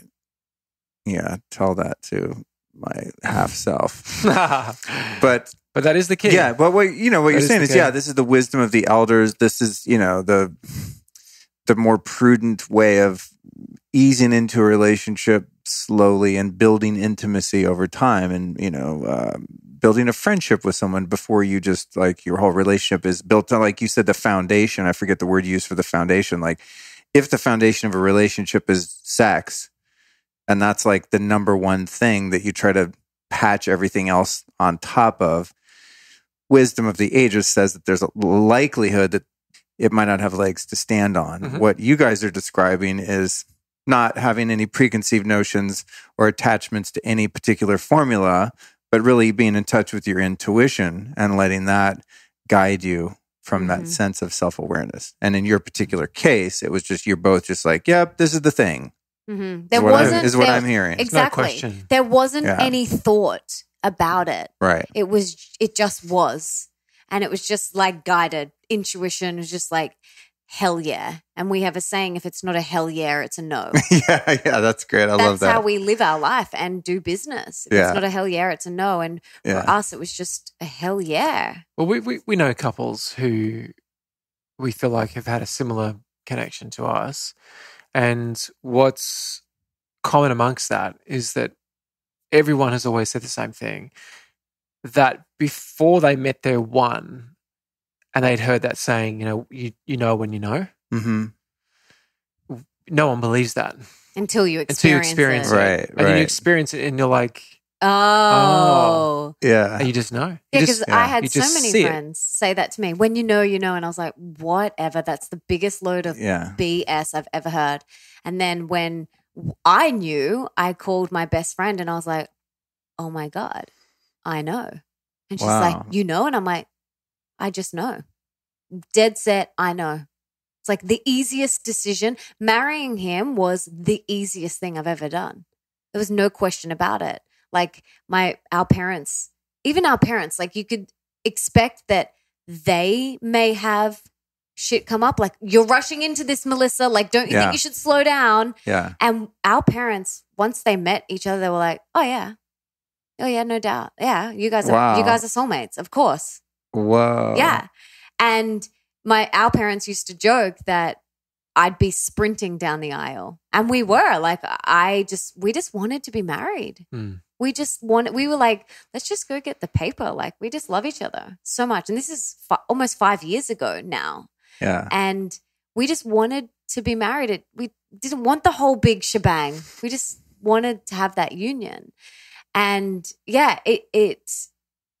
our parents were just like, knowing us, like they're the people that know us very deeply. And they were like, of course that makes sense. Wow. Yeah. Yeah. And Melissa's been a blessing to my family. She's cracked my dad wide open. Oh, wow. You know, it's, Two birds with one stone, eh? yeah, very efficient, wasn't it? Yeah. A lot of feminine love power. That's, Yeah. yeah. So yeah, I think that's the main thing is if you've done the work and you are showing up as yourself, then eventually someone may not, who knows? It depends on your path, but someone may just come along and you're just like, oh, okay. And it's not even exciting, it's just is. It's just It like, just is. It's just Yeah. like, okay, cool. I get it. Let's go. Let's Well, do you it. guys, I'm so inspired. It's great to meet you guys and just experience what you guys are sharing. It's really, really special. And thank you for coming in, not only sharing it with me, but sharing it with all the thousands of people that are going to be listening to this. It's really cool. And it's just very timely right now because I've been on such a, as I said, an exploration of all things relationship and specifically by withdrawing for a considerable period of time now and just working on myself and observing and learning and just reevaluating my whole view on the thing. So it's just cool to sit here. I really am observing you guys like zoo animals. I'm just like, whoa, how are they doing this thing? These strange creatures that are like seemingly like have a meaningful and, like we keep saying, not a perfect relationship, of course, but one that is productive. Let's just say it that way. You know, It's perfectly imperfect. It's productive. Like the goal individually, the goals are being accomplished. You're each growing. You're doing it together. There's unity. There's harmony, and you're helping a lot of other people. You know, not the least of which being the ones listening. So where can we find you guys on social media and stuff? Websites, all that. Yeah, I'm at melissaambrosini.com. My podcast is called The Melissa Ambrosini Show. I hang out on Instagram a lot. That's Melissa Ambrosini. Yeah, head to my website, sign up to my newsletter. You can get all the information on my books, when I'm speaking, e-courses, everything. So they're my 3 places. Yeah, my website's iamnickbroadhurst.com. My Instagram is iamnickbroadhurst. I am Nick Broadhurst. How about that? And my podcast is The Nick Broadhurst Show. And of course, Spotify, iTunes, wherever you listen to music, just search for Nick Broadhurst. Rad. And you follow the album. You can check out my music, yeah. Awesome. That's it's my good main stuff. goal, really, is to... Yeah. Because what I feel when I produce and write that music is just the most expansive, beautiful thing, and I want that to be felt by the people. So everything I do is to make sure that people get that music in their hands, they can feel what I felt when I wrote it. Awesome. And who have been 3 teachers or teachings that have influenced your work that our listeners might be able to go look up and learn from as well? You go, darling. Oh, you have definitely been one of my biggest teachers. Absolutely. I think I have to say Louise Hay because she was instrumental. She was one of the first spiritual books that I picked up. You Can Heal Your Life. And Conversations with God, Neil Donald Walsh, big teacher. That book is life-changing. Everyone needs to read it. Especially atheists. No, I'm serious. Yeah. Open-minded atheists. Yeah. And I mean, if you struggle with the word. Well, it's not a religious book, though. That's Yeah. why I say that. It has nothing to do with religion. But I think if you're a thoughtful person, you could read that book and say, this message came from some divine intelligence. Exactly. Put it that way, yeah. And yeah, I say if you struggle with the word God, change it to love, change it to bliss, change it to whatever, so you can get through that book because it's life-changing. Yeah, right on.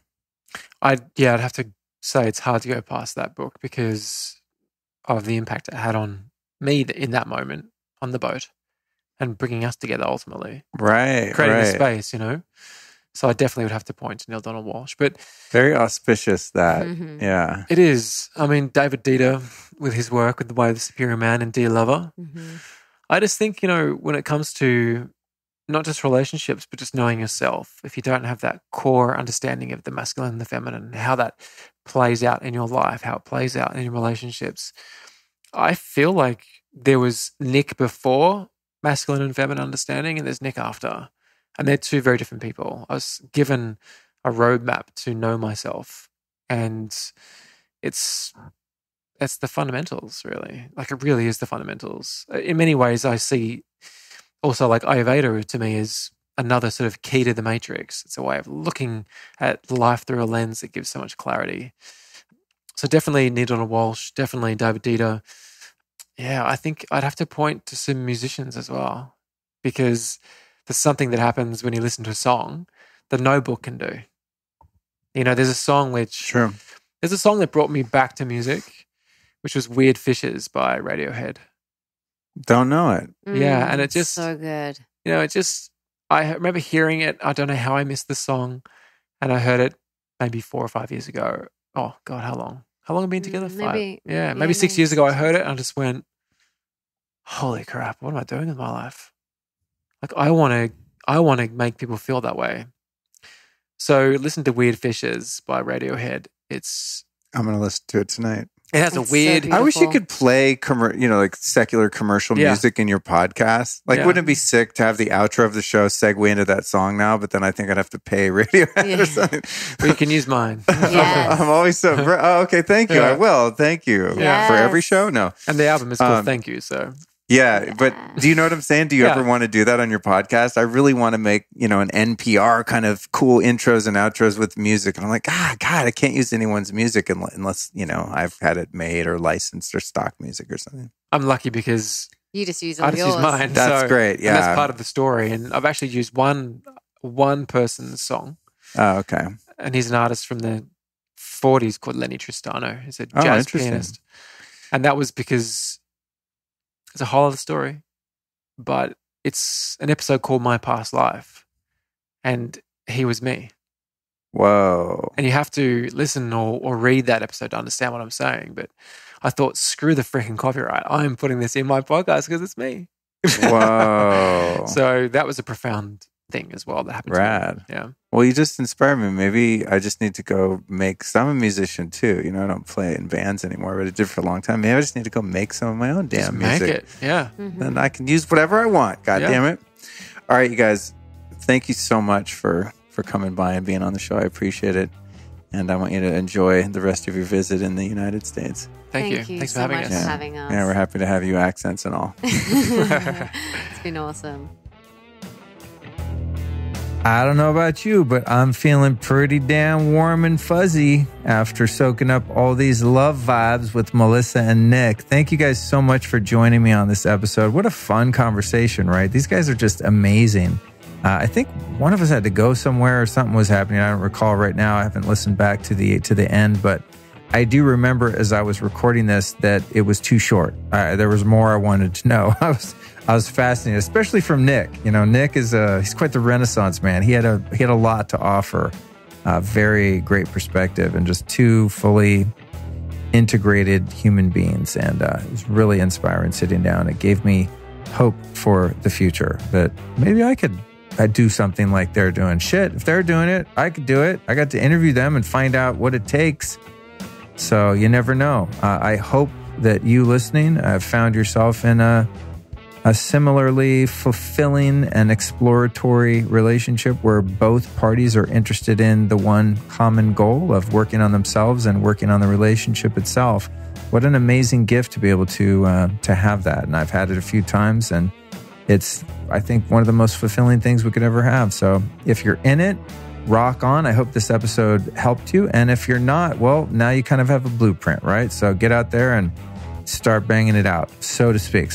You know what I mean? Banging it out in the most positive sense, not like actually banging it out. Unless, of course, that's what you're both into consensually. Wah, wah, wah. What's up next? Oh, yeah, I've got an event coming up. If you go to lukestory.com/events, you can always find all the action going on. But as of this recording, here's what I have booked. December 14th through 16th, the Neil Strauss Biohacking Intensive in Los Angeles, California. lukestory.com/events. Then next week's episode, Sleep or Die, all about sleep with Harpreet Singh Rai. Subscribe to the show so you don't miss it. Speaking of not missing it, you really need to get on the newsletter. Straight up, I'm just going to be a little forceful here. Here's what I want you to do. Get out your phone. Text the word Lifestylist to the number 44222. That's one word, all lowercase. The word is Lifestylist. The number you're texting is 44222. Or go to lukestory.com/newsletter. If you get on my newsletter, guess what happens? I spam you every 3 days with a bunch of nonsense? No, dog. What I do is every Tuesday, I send you an email that says, hey, here's the podcast that came out today. Here's every single thing we talked about, including live clickable hyperlinks in that email, all the discount codes for each sponsor every week, and the art and all that stuff. So it's just a notification of what's happening. And then every once in a while, if I have an event or something like that, I let you know too. But I'm very respectful with the newsletter because I'm the king of unsubscribing. I'm probably subscribed to maybe 5 newsletters because I hate the rest of them. And I unsubscribe. I even have some app that I think it's called Unroll Me. And every week it gives me a roll of everything that I've accidentally subscribed to. And I unsubscribe to everything. So when I'm going to send you a newsletter, it's not going to be a bunch of BS and malarkey. It's going to be the chronic. So fret not, go to lukestory.com/newsletter. Or if you have a United States based phone, just text the word lifestylist, one word, to the number 44222. And every week I'll send you the goods. This week's sponsors, I love our sponsors. I love brands that have faith in me as a podcast creator and host. And more than anything, brands that have faith in you, that you guys are discerning and smart and you're going to put your money where it matters with the brands and services that are doing it right. You're not going to be duped walking into Whole Foods and dropping $50 on a bottle of swag, useless, crappy vitamins full of a bunch of excipients and fillers and BS. I am a very discerning researcher of products and services that have to do with health. And you can find everything I recommend, by the way, at lukestory.com/store. That's where I keep links to everything I find that I use in my personal life. EMF protection, things to help you sleep, herbs, supplements, beauty products, all the stuff that I think is the best is there. But this week's sponsors are each the best in class at what they do. First up with Thrive Market. If you go to thrivemarket.com/Luke, just by using that URL, you'll save 25% off your first order. Plus you'll get free shipping. Plus you'll get a free 30-day trial offer. Really good deal. Now, Thrive Market is where I buy all of my dry goods. They also have meat now and stuff and seafood, which I just haven't delved into that, but I should now that I think about it. I get my meat up the street at the butcher from Belcampo usually, so I don't have to order grass-fed and pastured meat and wild seafood off Thrive Market, but maybe I should because I would save hella money. So on Thrive Market, that's where I buy almond butter and coconut oil and bone broth and just all those kind of dry goods and things that typically are not refrigerated. It's macadamia nuts. just beef jerky, all this kind of stuff. Those little seaweed snacks, just snack foods and things that I end up spending a crap load of money on at Erewhon or Whole Foods. Thrive Market, you're going to save 20 to 40%. If you compare it with Erewhon, and if anyone from Erewhon staff is listening, I'm sorry. I love you guys. I've been shopping at Erewhon for 30 years. Wow, scary. I probably spent a couple houses worth of money there, but it's hella expensive. I went there tonight and got a salad and 2 snacks, and it was freaking $90 or something. Where's my receipt? Actually, hang on, straight up. Hear the sound? That's my Erewhon receipt. Yeah, here we go. Okay. October 18th, 2018, 10:11 p.m. Went to shop at Erewhon. I got some gluten-free peanut butter cookie, a bunch of blueberries, some raw goat milk. Bottle deposit on the goat milk was $2. I got some peely nuts, some gluten-free crackers. I'm on a carb kick tonight. Please don't judge me. I'm totally not supposed to be doing that. I'm supposed to be keto for my deuterium depletion, but what can I say? I had a craving. I got some organic cheesecake, and then I got a large salad bar. Anyway, I got a few things. It was $65.74. All right, and then they charged me 10 cents for a paper bag because we're a bunch of PC freaks in California. But seriously, if I would have taken that $65 and spent on Thrive Market, I would get a gigantic box full of organic, really nice groceries. And Thrive Market also has supplements that are discounted too, so it's badass. God, I'm clearly very excited about Thrive Market, but they are my newest sponsor, so I want to give them extra love. I want to make sure that As we say in the business, these ads convert. I want you guys to get over there. So they keep running ads on the show because I love them and I want them to love me.